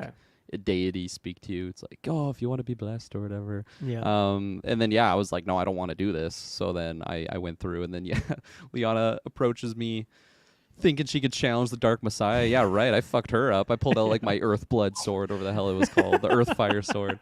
Like 3 hits, just smacked her around, and then. So she's like an additional enemy in that fight. Like it's like when you're going to the necropolis, like to start the epilogue. It's just her on her own. Yeah. At that point. That's interesting. That like she's helping you in the final boss. If you go. Oh, cool. In what way? Like healing you? Does she do? Yeah, she's like magic? the same way that you use her like throughout the game. She has like her own health bar, and like she's in the fight with you. Cool. And I'm remembering. I don't know if this is like a choice of. You have that like skull, right? Yeah. Yeah, that's the like I grabbed that and it like starts to explode into this beam of light. Like that's how the game ended for me. So I don't know if you guys like absorbed it. I think that's. With it. Did you put it on? Did you put it on the altar? Or did you take it up the stairs and drop it in the hole there? I think I put it on the altar. Okay, that would be like the. That would be like you take the power for yourself. So I'm curious how Liana reacts to that then, because she gets grabbed by your dad. She's like being like choke slammed, like telekinesis holded in that moment, and you like. Go to try and save her, and then it shows you as like the Dark Messiah, and then game over. Interesting. Yeah. So is that the good ending then? I'm trying to piece it together. I think that so. Still seems like a selfish end to the game, or maybe you're using you're taking the power, but then you're using it for good. Is the way they set it up? That's what I figured. I was grabbing it because I didn't want my dad to have it. Right. Okay. For me, the context was like I'm taking this power, and I'm just gonna be a badass demon guy and like cruise around the world and like. Become the new king, essentially. Because the dialogue says like the fate of the world is like unknown or something, and that's where it's like well, I feel like this is where the epilogue should have started, so I could find out what happened there. The final chapter is called the epilogue, which I had to like Google what epilogue meant because I thought it was like after the story is over, but really it's just the conclusion of the story. So there you go. I guess it fits. Yeah. But it was weird there because it's not very obvious if it is like a good ending or bad. And I actually was Googling, and apparently there is like a canon ending, and like the canon ending is like you giving it to your dad and just like being the bad guy, which I'm like, that just doesn't sit right with me. It's like, other than just being his son, like I never grew attached to this character. It's not like he had a lot of bonding moments with me. And that was the same thing with like choosing Zana over Liana. Like I thought like Liana initially was a cool character. It's like, hey, when you first meet her, like there'll probably be a lot of story development here with like the character, and like you ended up trusting her a lot. And then like that's where that dynamic goes, so that by the end of the game, if I had to fight her, like it's like episode 3 of Star Wars, where I'm like, I have to fight like this person that's like so close to me. It's like very emotional, but I did not give a fuck about killing her in that moment. Like I was like, no, like just all the dialogue that I've had with her has been very, very shallow, and it just seemed like. It just seemed like every time she was talking to me, she was either like upset that I was not cleansed. She wanted to change me. Maybe it was Zana was getting into my head and corrupting my point of view in that sense. But Zana brought me back to life, so I was like, well, that's pretty ride or die. So I feel like my decision was kind of made there. And that lifesteal ability, I needed it, so she also gave me a very powerful tool. Whereas Liana, she could heal me too, but she would also die in like 3 hits in combat scenarios. So I had to leave her, in the back room there while I would go do the dirty work, kind of thing. Yeah. I think for me, to your point, Liana, very bland character. I think that is too bad. I think if they had, obviously, the good devil, the angel and the demon on your shoulder, that kind of idea is what they're going for here. Yeah. But since she is so bland and uninteresting, for me, it was like, well, I'm more interested in Zana, even though that's not like amazing. It was, for me, at least, somewhat compelling. I think that the dialogue is generally quite cringe, but I like found it funny. Like it was enjoyable to me, whereas Liana, like I could not tell you a memorable moment that we had together in terms of conversation. I like that she healed me, but like that's pretty much to the extent of like what was going on there, and she just like very much attaches to your character very quickly. But yeah, just like that, what could have been an emotional moment of you not cleansing yourself, and her reaction there, and like to Kirklin's point, like just killing her, like that should be like, oh man, I feel bad about that. But the fact that you didn't is like a sign that the character is not like written very effectively. Yeah. So I think it is, not very successful in what it's doing here. And then like, other than that dynamic of those two, like there's not really many other compelling characters in the game. Even like the villain of the game, you barely interact with him. You're just kind of hearing about him. And then your daddy devil, like he's more of just a concept. And then he's like in the intro and outro cutscene. Like he's not ever tangible. There's 2 characters you interact with throughout the whole game, and they're both one is quite boring, and the other one is gross and to a point of being annoying. I couldn't stand listening to either of them talk in this game. That's fair. What about Duncan? Do you guys like Duncan? What I was gonna say, I could not. I tried. I reloaded that save, not because I was trying to save him necessarily, but because I was getting fucked up by those goblin guys so many times, or whatever they're called. The ghouls. I hated them. Oh my god, are they OP? And they throw so many at you. And they're so fucking creepy too. Like the creepiest sounds ever, and they have like weird boomings, like like coming at me, and they're like all like swarming around me. Oh my gosh, terrifying. Yeah, I could not save that guy. I tried so Duncan, hard. Yeah, but reloaded. There was one load where I got pretty far in it, but then eventually he just gets one shot. I should have asked this earlier, but I'm curious. Have you guys ever played a Might and Magic game outside of this? No, I didn't even know it was a separate thing, honestly, until you told me. What's it called? There's a Xbox Live Arcade game that was a Might and Magic game that was incredible. It was like a puzzle game. Interesting. So is that like puzzle game with like Elder Scrolls, where it's like the world of Might and Magic? Is that what that is? It's like cartoonish too. It's like not. It just feels. Yeah. It's like. I wouldn't even describe it as dark fantasy either, which is interesting that this game is taking more of the dark fantasy side of things. That's not my association with Might and Magic. The only one I've played is, I think, Heroes of Might and Magic 3, because that's a game that Briggs is a really big fan of. He downloaded it on my computer at one point when we were playing it. And it's kind of like a top-down, like almost like a adjacent to 4X strategy. Probably not to the Total War extent. Kirklands, don't get too excited over there, okay. but it was interesting in terms of the design of it and the strategy of it. It wasn't all focused on about exploring this world and establishing like different resources and stuff like that. So it was an interesting game. I actually am more interested to go back and just see a little bit more about Might and Magic, but I bring it up because I'm pretty sure Zana is a character that appears in another game. I don't know if that would be before or after Dark Messiah, but I think there's other things about this game that have appeared elsewhere too. So once again, I'm curious how much creative freedom at least Arkane felt like they had, given that maybe Ubisoft was like, hey, here are some of the plot points you have to hit. I'm not too sure. I'd be curious to get a deep dive on how much of the story they were. Obviously, they would have done the writing. They would have got the voice acting done and stuff like that. But in terms of like some of those grander ideas, I'm curious if they were like, okay, here's the story that we want you to tell with this game, more or less. And like, who knows? Maybe in another Might and Magic game, that deity guy coming back is like a plot point, and they wanted that to be a continuation, which would be weird to make something a sequel off of this, which is like a weird spin-off thing. But anyway, I thought it was interesting that Zana is a character, at least, that has existed elsewhere. That is interesting. Might and Magic Clash of Heroes is the game that I played. And I remembered loving it. Like, loving it. Weird, like, versus combat in a puzzle. Almost like this is a weird looking thing, yeah. It's really cool. You like select the different unit types you want to have, and you're like pretty much like 1v1ing on this like big grid, and it's it kind of almost ends up doing this like puzzle fighter sort of thing. Okay. I remembered like devouring this game back in like 2009 or whatever, whenever it came out. Did that seem like pretty generic fantasy for you at the time too? Yeah, I didn't. Yeah. This is another one where you could not ask me to remember anything that happened in the story. Yeah, even in terms of like enemy types and stuff like that, it's like maybe the ghouls are a bit interesting. Necromancers and wood elves and I don't know. It's just like it's generic fantasy. Yeah. Speaking of that, I feel like one thing that was just really disappointing in this game is the music is just like I couldn't tell you anything about the music. Like Arx Fatalis at least had some interesting tracks and it helped establish that atmosphere.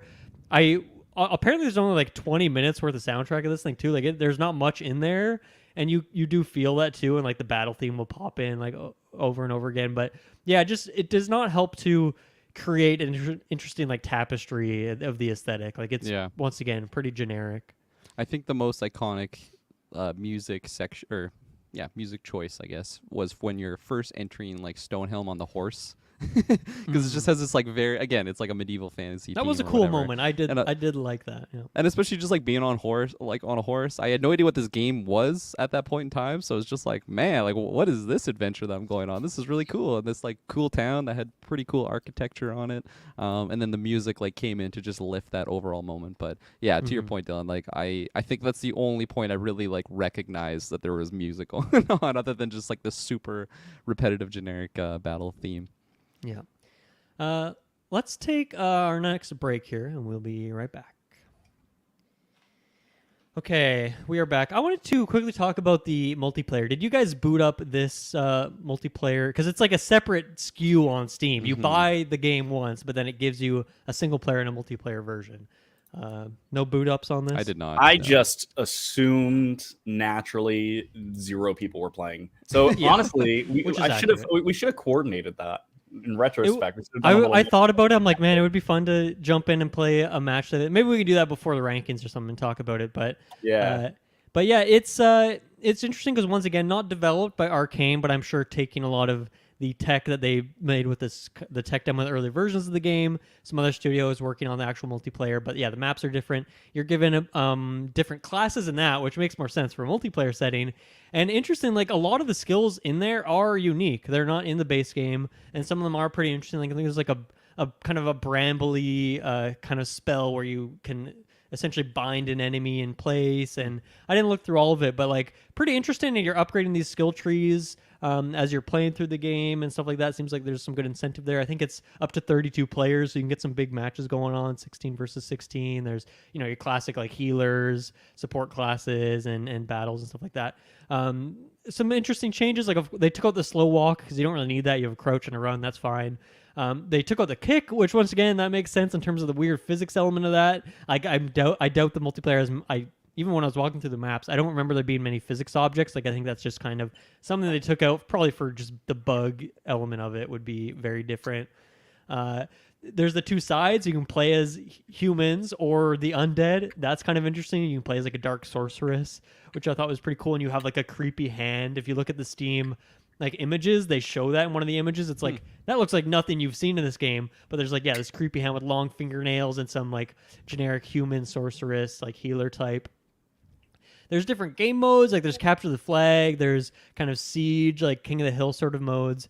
And one map I thought was pretty cool because I loaded up a couple of them just to see, because you can just like load it as a single player person. But you're right, Dante, there was 0 people in any of these servers when I was looking. But there was one mission that was pretty cool. It was like a giant castle wall. And I'm guessing that's where the humans are defending that. And there's like a big door. And then you're out on if you're the undead, you're out on this side. And then you're kind of in the big Lord of the Rings tower. They like the trolls like push that. When I forget the name of these things, and so essentially like you could have a couple teammates up in that tower, and then people are down at ground level, and if you like stand near the like this lever thing, you like are pushing it forward, so you're kind of like doing this huge siege on this castle. And it'd be interesting to like try and hide and not get hit by arrows and other spells as you're trying to push this thing along and get your teammates up there. So it seems really interesting. And yeah, if it was still up and well, it is still up and running, just no one's playing it, I would definitely check it out. And I think I probably would have had fun with this back in the day, even if it is pretty janky. It does feel a bit different in terms of the play style of it, like just the feel of the game. You can tell that it was made like an adjacent with the single player game, not not like after they made single player, right? Because once again, different studio. So I just wanted to shout that out. That is an element of this game that we can't really talk about here, just because we're playing this game in 2023, so it's not really relevant anymore. But I thought it was interesting that it existed. I don't think it was ever too popular, but I'm sure it had a life cycle for a year or two there when it was first out. Yeah, I'm very curious about the server health of that, and like how they have decided to keep this up in any capacity, or if this is like a peer-to-peer situation. I think it is that. Yeah. Oh, okay. Like I'd create a server, essentially, a lobby, whatever it is. Yeah. I went to the the community page or whatever on Steam, and apparently there's 9 in a group chat right now. So there you go. We can coordinate with 9 others. People. I think I was reading like on the subreddit, someone was talking about how there's like still German servers, like so for whatever reason, like in Germany, this game like still has a fan base or something like that. So big esports over there. Yeah. Oh my god, I would love to see that. Also, as a kind of adjacent thing to that, I watched a speedrun for this game. What is your guys' prediction on what the current record for this game is? It depends how like crazy they can get with like some of the glitch abusing, I think, because there's like a glitchless category, like an out of bounds, inbound. Okay. So I'm just going for the basic 80% one here. Yeah, because like I know Half-Life, when just thinking of other Source Engine games, how easy it is to just clip out of and just launch yourself to the end of the game. So I'm gonna go like 40 minutes. Okay, like, I'm going low. I think I'll do an hour or 2 maybe. 15 minutes. Oh my gosh. 4 seconds. I gotta watch this. We both went over. To Dante's point, the Source Engine element of this, the guy's like fucking bunny hopping everywhere, like through this map. And the funny thing that I kind of picked up on is that I guess when you pick up a box, physics object of any kind, and you throw it, your character is like moved back a bit in the world, which makes sense. You're like throwing it, you're kind of pushed back, but he uses that all the time to like go through loading zones like early, right? Because it like pushes you out of bounds, I guess, so you can like clip through, go through a loading zone. But yeah, it is insane like how quickly they're moving through this thing and just like clipping through walls and flying through. A lot of the time of the speedrun is loading zones, honestly. Like it is, because you're going through them so quick. They're actually like, even when you're playing through it now, like there is a lot of loading zones in very random spots. You go up a staircase and you're like kicked into a loading zone. I don't know how many times you guys did this where you accidentally like went back and forth through a loading zone a couple times, because it's very unclear where the there's not like a door. It's just like Yeah. a hallway at one point is a loading zone. So yeah, some stuff like that. But yeah, 15 minutes, pretty insane. Pretty insane stuff there. That's a Yeah, nice I like would've- time if you're a speedrunner though, because I feel like the ones that are hours long, you know, you make a little error anywhere and you just fucked up your entire hour long speed run. But like 15 minutes, you know, that's a lot less time. You have to just have 110% focus. I think the Arx Fatalis one is like between an hour and 2 hours. Like that's a bit longer. I watched one speedrun of that as well, but it wasn't as funny as this one is. I watched the Dishonored one once upon a time, and yeah, it's yeah. more than 15 minutes for sure. Yeah, that's good stuff. I think I'm getting down to more just kind of random or specific things, which is always fun. But we talked about this at Arx Fatalis, that there was a full weapon crafting element of the game when you're in the Dwarven Mine. This game brings that back as well. It's pretty much the same in a lot of ways. You boil down whatever ingot you get. There's like a gold, silver, probably another one you can get there. Put it in the little bath, cool it off, put it back in the fire, heat it up, hit it with the hammer, put it in the hilt. A very involved process. They make it a lot more straightforward and easier than it is in Arx Fatalis, to the point where I think in that first room, when you first find one, there is a book that's like the instructions on how to build a weapon. But I didn't see that until after I'd already built it, because it is like, it does make sense in that way. And so I did this. I built like 3 or 4 weapons in the game. Whenever I had the chance, I'd go through. But yeah, they have it in like 3 different spots, at least that I could find. I think 1 or 2 of them were kind of hidden, so I don't know if there's more than that in there. But once again, I love that this is in there. It's such a weird, random inclusion, but I really enjoyed it. It's interesting that they've not dipped back into weapon crafting to this degree again. They just kind of have perks you put on weapons and stuff like that in their later games. But I thought this was cool. One little point of frustration with that. I think it's cool also. Like I definitely utilized it when I got the opportunity, but for frustratingly enough, the only opportunity I got to do it was the first one, because I found all of the pieces to make the weapons every single time, but I got rid of my hammer. See, I found that they put a hammer in all the other ones.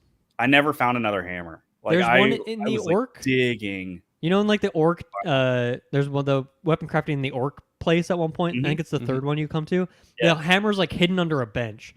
So I'm like, I know they definitely put it somewhere, and so I looked around. And there has to be one, and I sat there for like a good 20 minutes, like digging around, and I just didn't find that's it. too bad.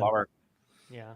But another situation where I'm like, man, if Arkane gives me something, I better just leave it in my inventory forever. Yeah. Even though you have.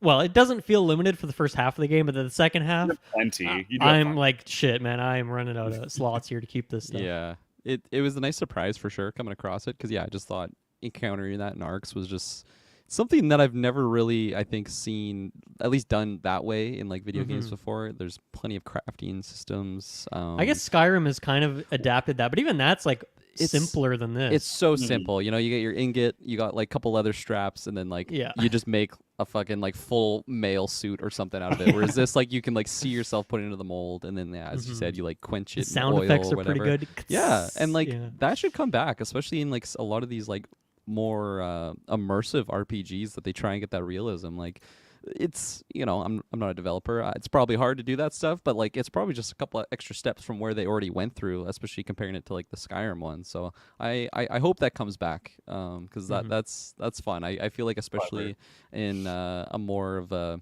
because this game is very linear in a more like open world setting, I feel like I could just spend so much time like crafting my whole set or something, really like making my character the blacksmith. Yeah, that'd be cool. I love the rope bow in this game. Very that was brief, hey? Yeah. That was a great addition as far as I'm concerned.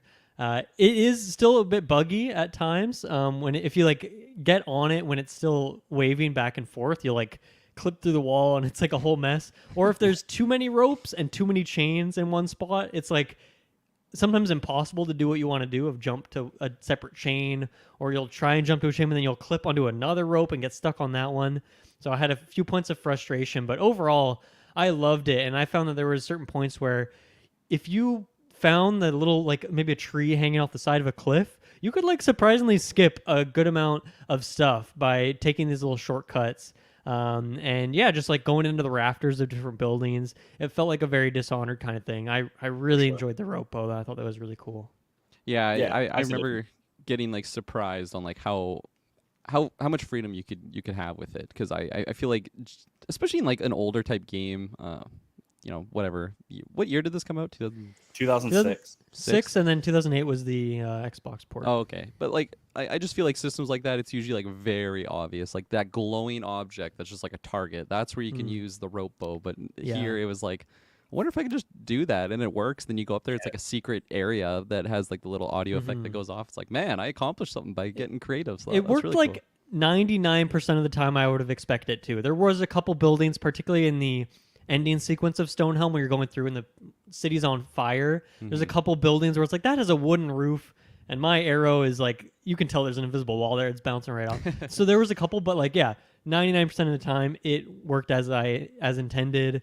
And was used in like really cool ways. And does the game let you drop it? Because there are some points where it's like a critical path thing. So I hope it doesn't let you drop that, because that would be a total mess. And it's not like you're finding them everywhere. Like you really only ever get the one, right? Yeah, you must not be able to drop it. I don't think. I think there's definitely parts where it's like, okay, this is required to progress. So yeah, you're climbing up that well area with the spiders and stuff. Yeah. I hope not. Yeah.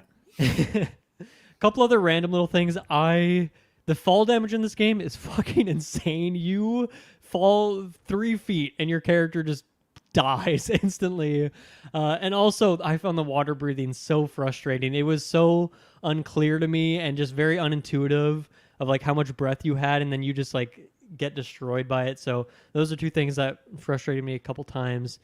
Do you guys have a standout level? Is there a certain area that was to your favorite? The way we all really enjoyed the crypt in Arx Fatalis as kind of a standout area, Temple Illusions, things like that. Is there a standout level chapter in this game for you guys?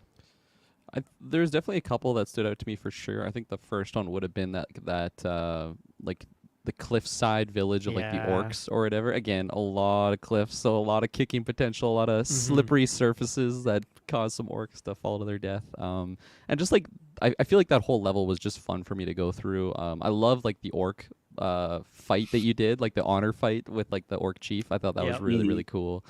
Did you do it honorably? I picked up a rock and threw it at his head, and he was like, that is not honorable. And then I had to fight all his cronies at the same time. I did it honorably, yes. And likewise. Yeah. I held my honor. And then the other level, I feel... Wait. What happens if you hold your honor? Do the other guards let you go? They fight you.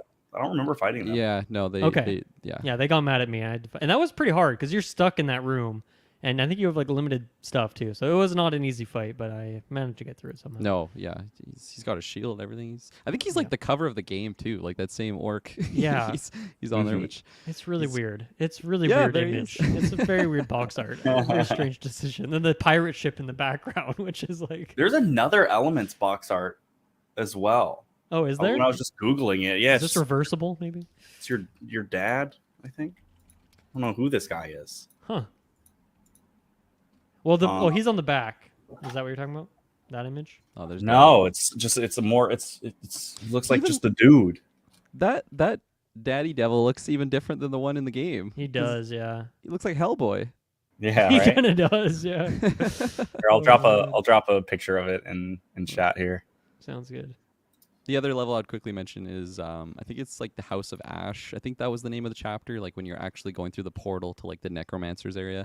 Just like the design of like it almost has like, it's not like cathedral windows, but it has like that vibe to it. The overall game is very like dark and macabre, if I'm using that term correctly. And I found it really nice at parts, but I also didn't love the look of Dark Vision, and I feel like I had to use it a lot. So therefore, these beautiful designs of levels, it's like blue and white, and I just wish maybe they upped the lighting a little bit more, just so I could have that natural look. But yeah, I thought that level was really cool and very vertical too. Yeah. So again, a lot of potential dropping areas for unexpected villains. Yeah, I like that one too. That was definitely my highlight as well. The Temple of the Spider is the name of that chapter. But yeah, just starting down, being on the sand. The sand is so loud in this game also for whatever reason, walking around. But to me, that was like when the game opened up a bit. I feel like to that point, it was a mostly linear kind of experience. But when I finally got to that section down on the beach with the buildings and the orcs, that was when I felt like, okay, I can do this my way. I can So I'm stealthing around the sides. I'm assassinating a couple of them. And then eventually I got caught. And then it turned into an all-out brawl where I'm throwing boxes around, looking for spikes and stuff on the wall. But it was cool. That just felt like finally at the time when I was able to flesh out my playstyle that had been away and have a bit of uniqueness there. And I like the general sequences there. And like that dragon's coming in and you got to get away from him, get inside the building. And then, yeah, also the fact that you, like when you first land on that beach, after the boat and you're looking up and you can see those buildings on the side of the cliff and that you go there later. That this game actually has a few moments in this game like that where you're seeing in a section you're going to be in like half an hour, even an hour sometimes, kind of foreshadowing where you're going to end up being. And I was like, man, I really want to go on those cliffs. And then that was maybe just the most fun area in the game in terms of this, just like, I don't know, what is that?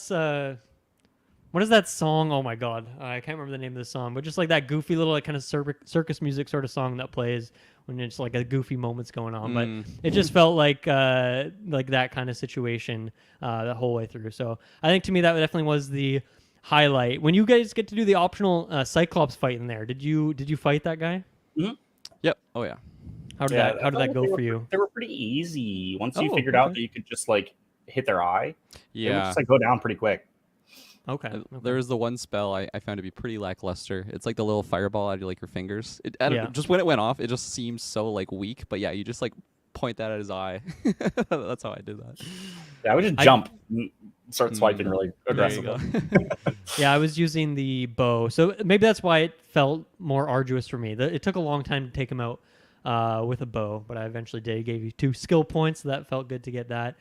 Man, I gotta say though, for that level, the fucking spider section and just the spiders in general in this game are the ghouls are pretty frustrating, but my god, the spiders and the poison effects, and the like little dive attack they do, that was very, very, very difficult. I think Yeah, that I'd was the say- hardest boss for me. Was that optional spider battle, like Yeah. saving Liana? Oh my Mhm. gosh, that was such a Yeah, how did you grind. guys do that fight?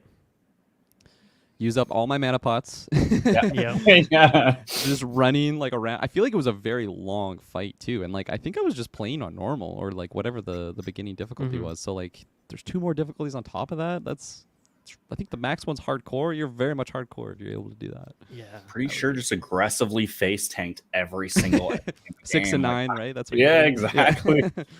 I should have chose I- different hotkeys for that. It was a little sus, but That was Fits the vibe of the game, I guess. it does. It for very sure. much. Zana would love that decision. yeah, right, Uh, totally. That's a situation where it's interesting that the console version included health bars, which for regular enemies is like almost irrelevant. It's like, oh, I don't know why they did this. But then for the boss fights, it actually is pretty convenient to know how far along you're going. For me with that Cyclops, to realize how little damage my arrows are doing would have been nice. It's kind of just this uncertainty.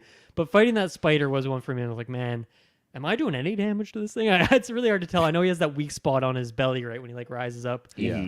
I was kind of hiding on that cliff side, and there's like a bit of almost a staircase. But yeah, Oh, like yeah. fighting off his infinite amount of spiders that are coming in while you're doing that. I was spamming arrows. I was using all my scrolls pretty much.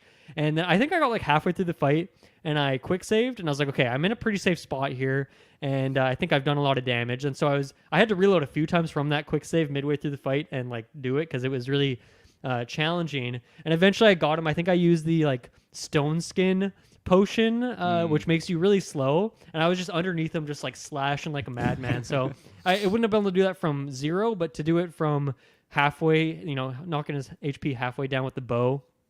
And then I was able to do that. So that was a difficult fight, but I did enjoy that boss fight for what it's worth. It was a good challenge. But man, the frustrating part of this is I had that quick save. I did it. I saved Liana, and then we're leaving.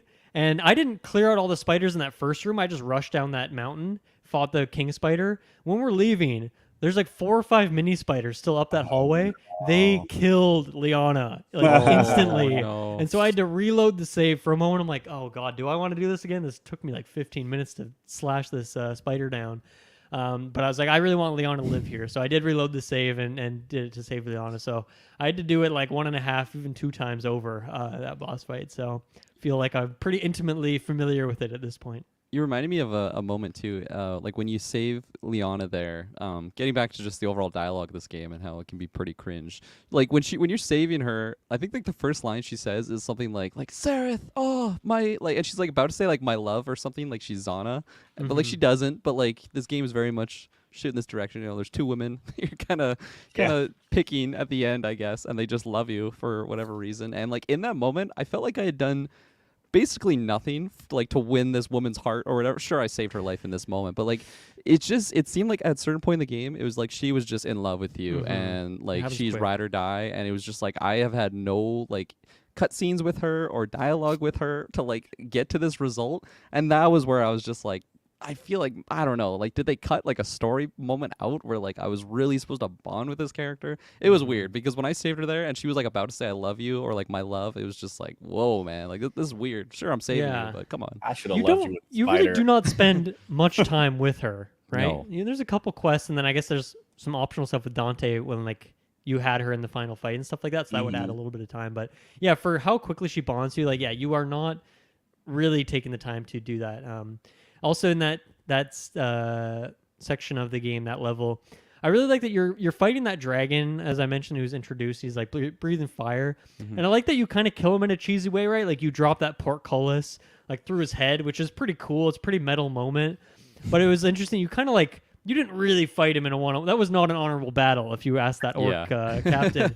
But then it's cool that you fight another one later on in the game, and that's still like you have a ballista, so it might not be a true fight. But I thought it was cool that you get to fight those, what do they call them, like Pow Kais or something like that?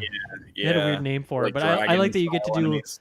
a bit of a rematch, and you don't have to use that ballista, so I feel like that's an opportunity where you actually could fight him in a one-on-one way. And once again, I don't know how that fight would be without using the ballista. That might take a long time, but even with it, like, he was still insta-killing me when I was on that thing. I had to, once again, I had very little HP, and no, I had the stealth armor, so I didn't have much armor class, so a lot of quick saving and reloading for me on certain moments like that. How about you, Dante? Did you have a standout level chapter in this game? Yeah, I liked that like dungeony altar of the skull area bunch. I thought that was pretty cool. Like it was one of the, like, I guess, puzzle heavy, exploration heaviest moments in the game, like where you had to collect these like gems from all throughout this like this big like I don't know, it reminded me, it's a crypt, right? It's another crypt. And they don't really give you a whole lot of direction. It's just like this big open area, and you have to kind of explore throughout this to find like, it was like 4 different gems throughout, and put them into this like spider like thing. I don't know. It was just like this receptacle. I guess. Yeah, the statue is like quite a statue, but it's statue adjacent. Yeah. So you and yeah, I just felt like there was some really cool combat moments in there, because you're fighting the like zombie like enemies in this game, which require you to do a little extra to keep them dead. So I don't know. Yeah, I just like really liked moving through that space a bunch. I felt like this was one of the more like, I felt like most of the levels I kind of could just beeline my way through. It's just like, okay, I'm just getting from point A to point B. And this one felt like I had to like really dig around in the environment a bunch and interact with everything that they had to throw at me, which lots of use of my rope bow to get up above those zombies and not deal with them. Like, it just felt like one of those spaces that kind of reminded me of like I don't know, we're going to get into Dishonored later, where it's just like, okay, here's 8 different ways to move through this space. Like, find the route that works best for you. And I don't know, I really, really dug that. You said beeline there. You reminded me of one of the earlier levels too. I think it's when you're recovering the stone. I forget its name. It's like the Shantiri stone or whatever the crystal. The crystal. Yeah, and like Arondir, I think that was the villain's name. You got it. Oh, look at these names, man. You got I know the drops, dude. You got some cue cards over there? I can't figure out the name statue, and you've got like, jeez. I beat it just this week, so it's fresh in my mind. But Arondir, like when he's in that area where it's just like sitting on that pedestal, and then he's like talking to his homies or whatever, and then they kind of get distracted, and that's when you like sneak over and grab it and just beeline out of there. That was like surprising to me. I don't know why. I just thought I was gonna like fight that guy. I didn't realize he was gonna be like the main villain. So when you like just sneak over and grab it, and she's like, "Let's get the fuck out of here," I'm like, "Oh, that's a nice change. Like, let's just actually bolt out of here and see what happens." And then sure enough, the gate like closes or whatnot. Well, like the main exit that you're getting out there. But it was just, I think it was a situation where I thought I thought I was going a particular direction, but it's just like, no, we're just getting the fuck out of here. I'm like, okay, that works for me. Like I feel like that's a realistic way to like, why would Logical. I fight all these people, right? Like, let's just get the Mhm. stone and get out of here. Especially if I'm a stealthy-ish character, that's probably what you'd want to do. So again, it's not like a big level moment or anything. You do go back to that area, I think, 1 or 2 additional times in the game, but that moment, it was just like, oh, that's a nice surprise. Mm-hmm. Yeah, some other highlight levels for me. I love the pirate ship sequence. I thought it was a very yeah. fun situation where one, you have like to get to the pirate ship is a bit difficult. You're getting just wrecked by the ballistas and stuff, but you can sneak through the water. You have to create that platform, and then you can sneak in through the lower levels. And I just all those like very tiny little arenas, but I liked them all. Where there's you can like drop that crate on a guy and like blood everywhere, just an explosion. But then sneaking through, you get into that more open area, and you can like let out the what do you let out? You let out like goblins or something like that. And then the goblins are like fighting the necromancers. Did you guys let them out, or did you keep them in the cells? I did that. Yeah, I let them I out. was gonna say, I think I left him in there. All right, you might have had a little bit more tricky fight, but yeah, that was Beat just like me. the full chaos of that. Yeah. And then I'd even just defending the ship for like a couple minutes as they're like getting ready to take off. Which I mean, I pretty much just stood on the platform and just like kicked everyone into the water. But it was still like, but then also you can't just do that because then there's archers on the dock that are firing arrows at more dangerously Liana, and she's just taking them, like not hiding whatsoever. So I had to run out there and kick them into the water or slice them up too. So I really like that that sequence as well. You can use like the cannons that are on the ship. You can, but they're like, are they on the lower level or are they on the top? They're on the lower level. Yeah, I Yeah, use those so you- almost exclusively. Like I was Oh, able to take interesting. out like most of the enemies before they even ran up the docks. That's smart. I guess for me, I was concerned that if I missed one, they would be past me, and then I'd be so far away from where Liana is that it would be kind of risky. What did you do, Kirkland? How did you get through that sequence? I mostly just like hand-to-hand combat. I was not creative at all in that. So, a couple kicks here and there. I wasn't as abusing as much as you though, Dylan. I think in hindsight, I probably would have done that. Pick up a couple things, throw it at enemies. But yeah. Yeah. Oh, I just love kicking. So I like Stonehelm City. You go through it like originally during the day, and then or like during the siege, and then you're sneaking out during night, and you're crawling around the rooftops, stuff like that, and then you come back when it's on fire. So I like that it's not always the same level, but it's just that same city in different areas. So it's not that the design is like kind of generic Victorian fantasy whatever, but I still liked going through that sequence of the game, with the exception of those fucking ghouls at the end, because that was just so. That was to me the hardest part of the game, harder than any of these boss fights. The final boss fight took me a couple attempts as well, because I was like trying to figure out what to do, like where you slice up the boss, but then you have to kill the dragon to like put his shield down. Is a bit unclear to me, so that took me a bit, and then obviously the spider was difficult, and I don't think there's any other. I guess the final fight against the dragon with the ballista, just because he was insta killing me. But for me, it was that ghoul sequence was the one where I had to get really creative and also a bit lucky in terms of how they would path around and stuff like that. Because they are tanky, they do damage, they are quick, and there are so many of them. Like they are not holding back in any way. In every respect, they are incredibly difficult enemies, and your teammates just die instantly, whatever one you have. So. Yeah, that was the hardest part for me in the game. Would you guys agree with that, or do you have a number spot? I still think the spider was the hardest for me, just because The spider's pretty tough. that was a long fight, and I again like my sound, like the sound issues I had. Really, like the ghouls were a big part of it because they were just so loud, and especially when there's so many of them, you have like the overlapping like effects that they make, and like if you're playing this late at night, you're just like you're trying to grind or whatever. Spooky times, and then you just have all these like ghoul sounds around you. It's just it got to me. That's amazing. Yeah, go ahead. Nothing outside of those two moments I think were like egregious. It feels like when you run out of healing resources is when that game gets tough. Like yeah, it's just there were a couple points where I completely out of health potions, completely out of rations, and I didn't have the healing spell, and Liana wouldn't be. I think that even happened sometimes when I didn't have the berserk mode. So there was a couple points where I'm like, man, I just have no healing right now. Every time I find fucking grape juice or whatever they have in this grape bottles, whatever they call it, the berry bottle, whatever it is, I'm like, I'm instantly dipping into that. I need that right now. And then I think my last kind of highlight area was just kind of, I think it was maybe chapter 9, chapter 10 was the kind of necromancer's base and altar and stuff like that. I don't even think there's anything too captivating here with the level design, but it's just so late in the game that you have so many tools, and you're so well equipped with this game. And the arenas are well designed where you can do some stealth, you can do some archery, you can do some magic, do some hand-to-hand, do some kicking.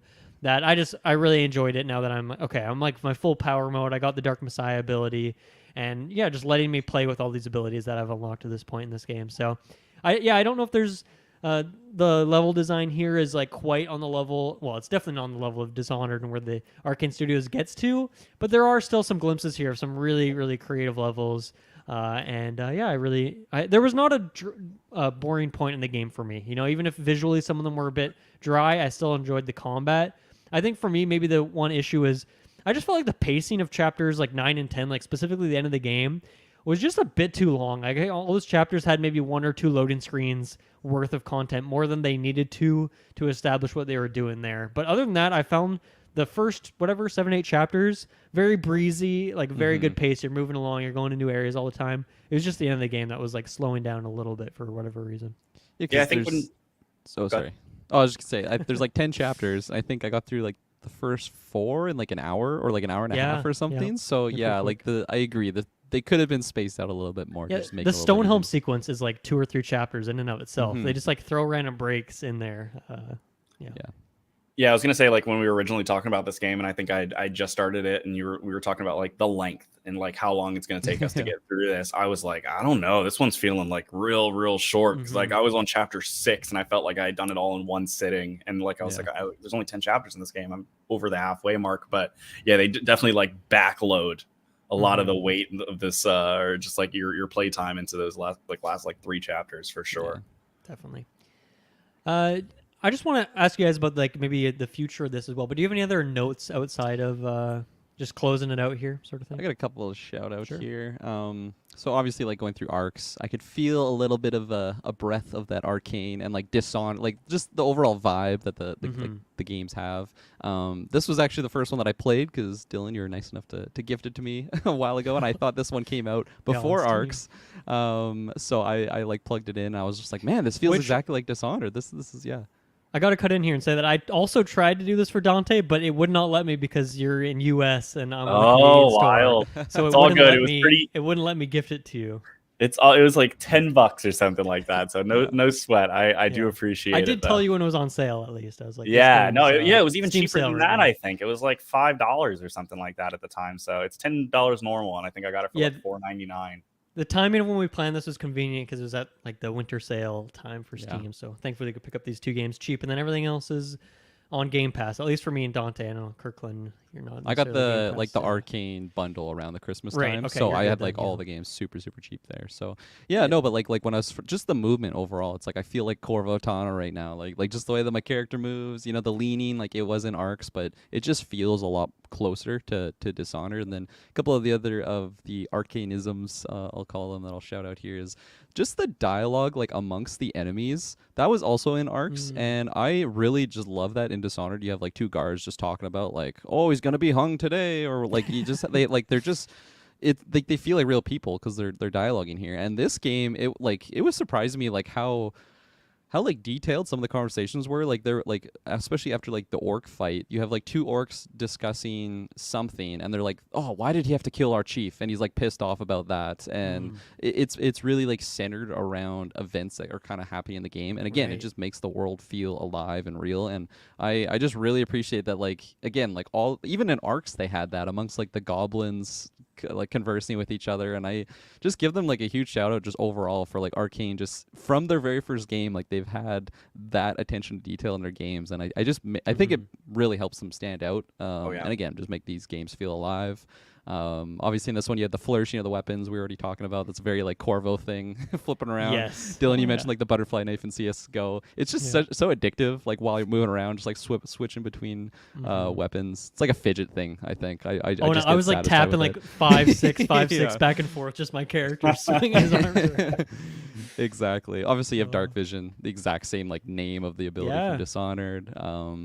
Leaning as well, and again this is all from Arx, but again just the overall like movement of the character, it gets smoother as they go along, but in this one it felt because I feel like while you're piloting your character, if you feel rigid and robotic, it just really limits like the fun that you can have from it. But if you're fluid, if you're feeling like Genji from Overwatch, where you can just like move around, climb walls and everything, like you just feel like you can do so many things. And that's another thing that just I think Arkane does so well.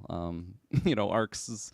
It's early days. I felt a lot more rigid in that game, but still, like it's not the most rigid of a game I've felt. And in this one, it feels very smooth. So I liked all that, all the Arcanisms.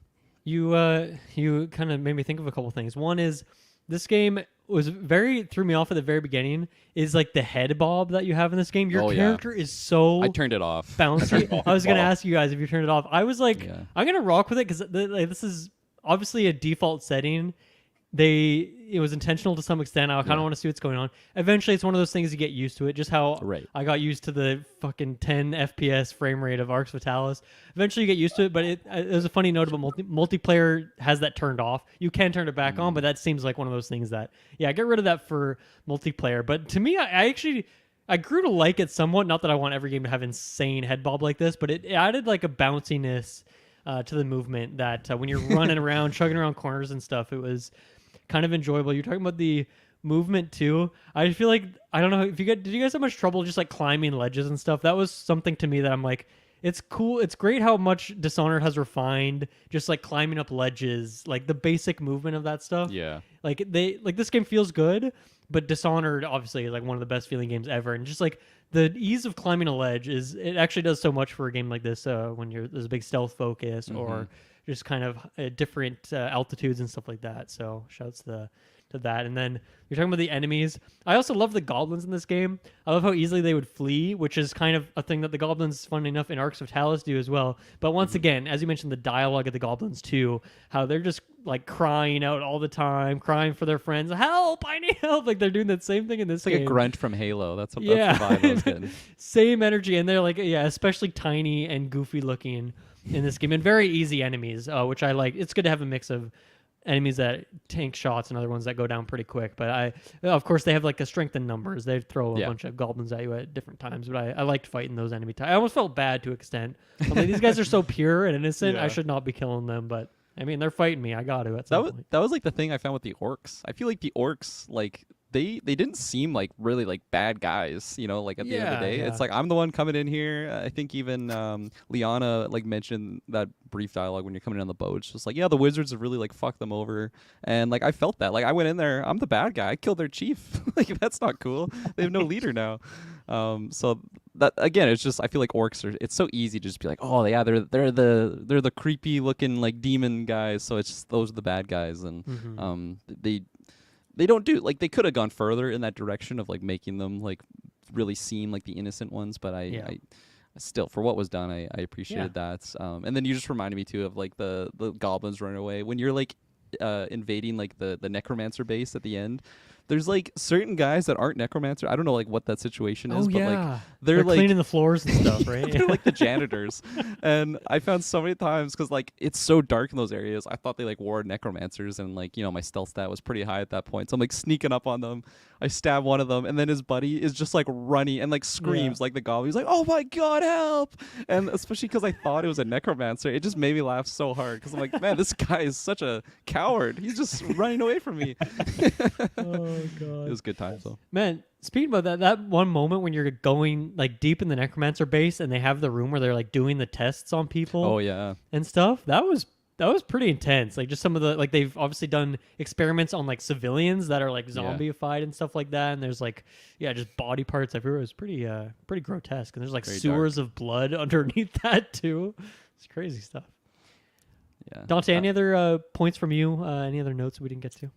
Yeah, so like the only thing that I thought was just cool about like or reminded me about how Arkane has maybe been one of the few companies super successful in having different IPs and having skills or mechanics that bleed into the other IPs. And like most games, I would be like, God, like they just keep returning to the well. This is like really unoriginal. Like I don't feel that way about Arkane. Like I feel like every single time they reach back to use dark vision or have like telekinesis or something in that vein, they improve upon it every single time. Like it never feels like they're lacking in ideas. It seems like they just know that they didn't have the means to fully capitalize on it that previous time and expand upon it almost every single time they reintroduce one of these things. So like, I feel like if I looked at a lot of other developers, if they were just like, man, they keep adding the same mechanic in every single time, I would look at it as like lazy, I guess, or just like, hey, they have these assets in place. It's really easy to just like plug this puzzle piece into this greater video game, and it just like works because we already worked on it. But it never feels that way from Arkane, and I wonder. I'm kind of curious as to how they are successfully doing this, because I feel like at the point now, like we have like used night vision all the way through like Deathloop. Does that have that? It has like some sort of like you can see enemies from far away. Yeah, right? I mean, nothing's ever really dark enough that you would. Yeah, right. Dark You're like vision, outside in the light, but like at least through Dishonored 2, you have like a dark vision, and they've been using that. In since Prey, you just have a flashlight, Arx. so that's kind of yeah. But like they've been using it since Arx, and it's just like, oh, this doesn't feel like necessarily the exact same IP, because they're using these mechanics over and over again. They find a really nice way to make them feel like their own, and they fit within these games. I don't know. I just thought it was pretty interesting. Like I don't see a lot of developers do that. Yeah. Well, we'll talk about that when we get to Dishonored too. But like, just every character that you play in that game, you know, Corvo, Emily, Dowd, and even Billy Lurk, I think. Billy, right, yeah. Like they all have the teleport, but it's slightly different, right? They make little changes to how you can use that, but I think really what it comes down to is that, okay, well, if you have great combat, great stealth, and just amazing level design, then you don't even really notice that kind of thing, because the surrounding elements are so in depth and so high quality that it doesn't feel like they're just being lazy and dipping back into the same well over and over again. But I'm curious to see how that effect goes forward, and you know, Redfall and then the next Arkane title, if we ever start to feel like, okay, I want them to try something new or different here. I mean, even so far, what I've seen of like the abilities of Redfall right now, the information we have at the end of February here, I'm not like loving what I'm seeing, but I'm sure when I'm in the game, I'm going to be like totally into it again, unless that's the first time that they really let me down with the power set or something like that. But yeah, I don't know. They definitely dip back into those same wells at times too. Yeah, I think it's a good example of like Arkane more having a signature than necessarily it feeling like they have like it's lazy design or something like that. It never feels lazy. I think it's impressive that they've allowed for that to be the case, because like I said, I think a bunch of other developers would try and do this and people would call them out in a heartbeat, but they improve upon it every time, so it works. And speaking of that, is there anything in this game, because I think we're all on the same page that from the story perspective, from the Might and Magic lore perspective, I don't think any of us really want them to dip back into that. There's no world where they would, because obviously they're now Xbox and Bethesda, and Ubisoft is a separate thing.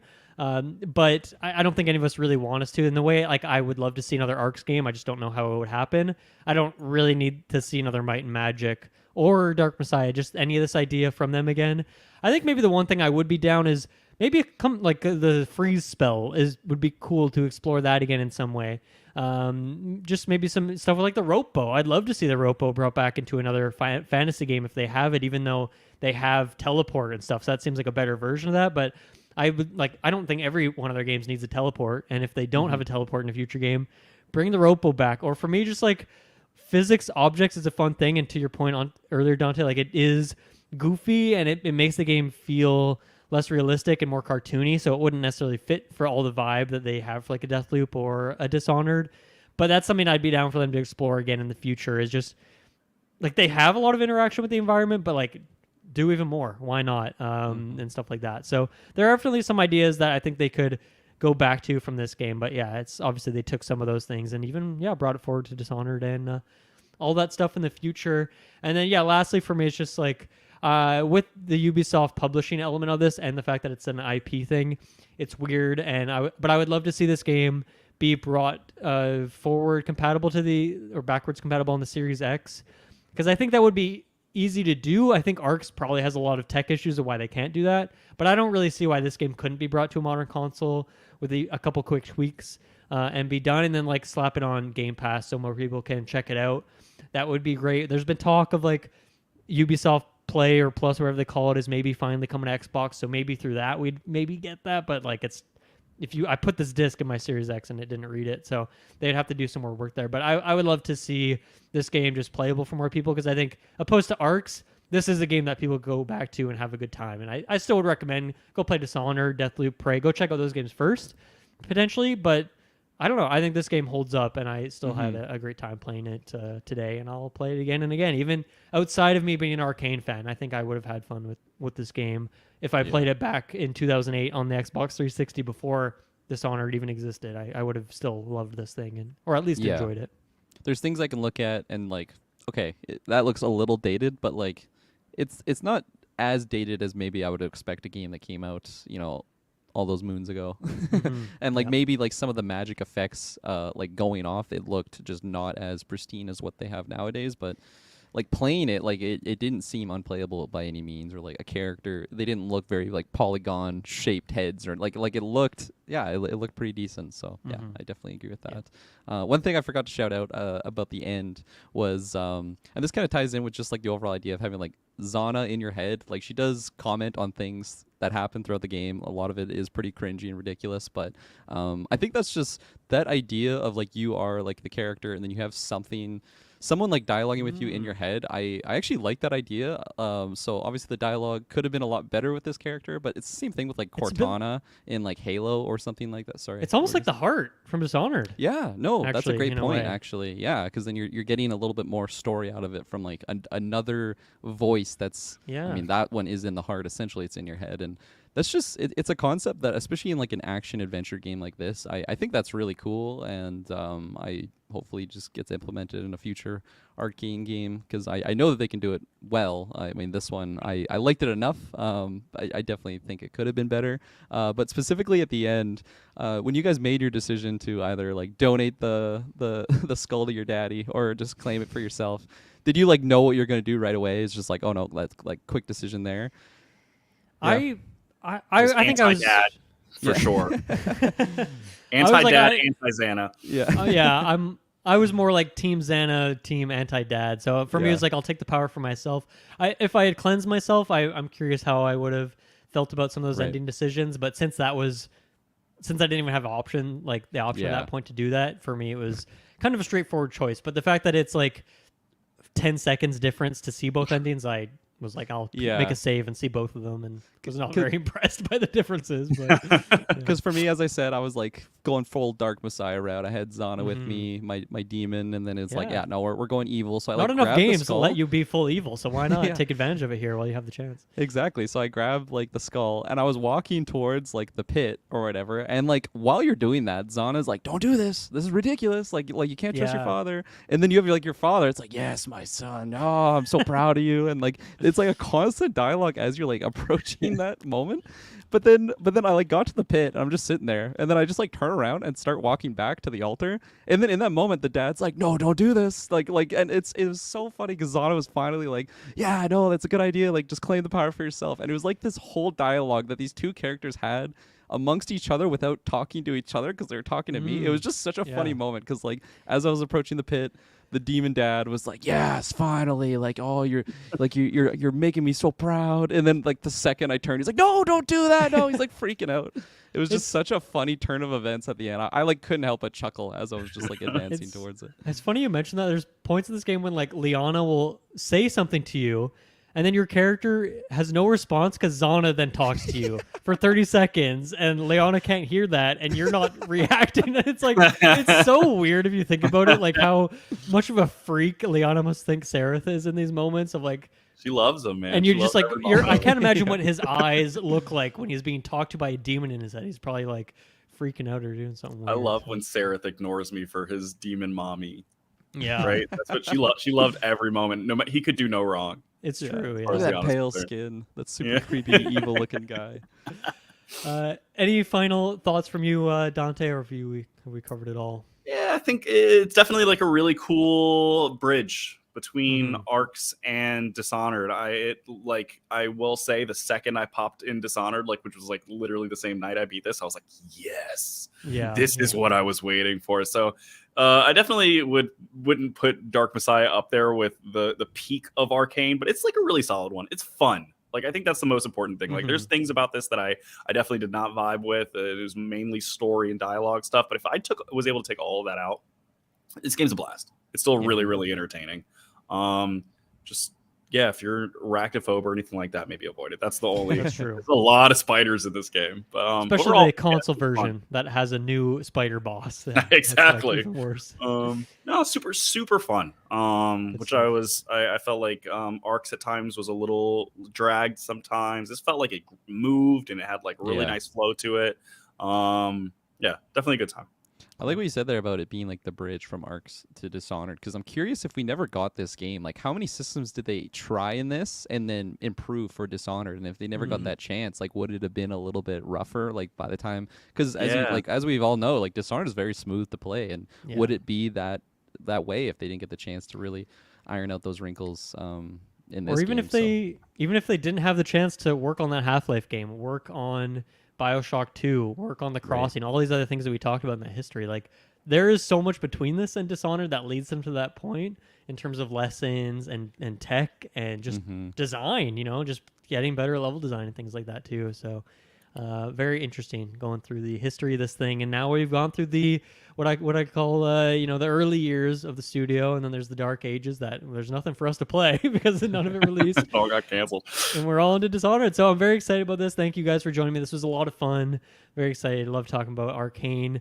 And yeah, next time we'll be back for the big one for Dishonored and leading into the more modern era of this thing. So thank you everyone for listening, and we'll see you again next time. Bye-bye. See you later.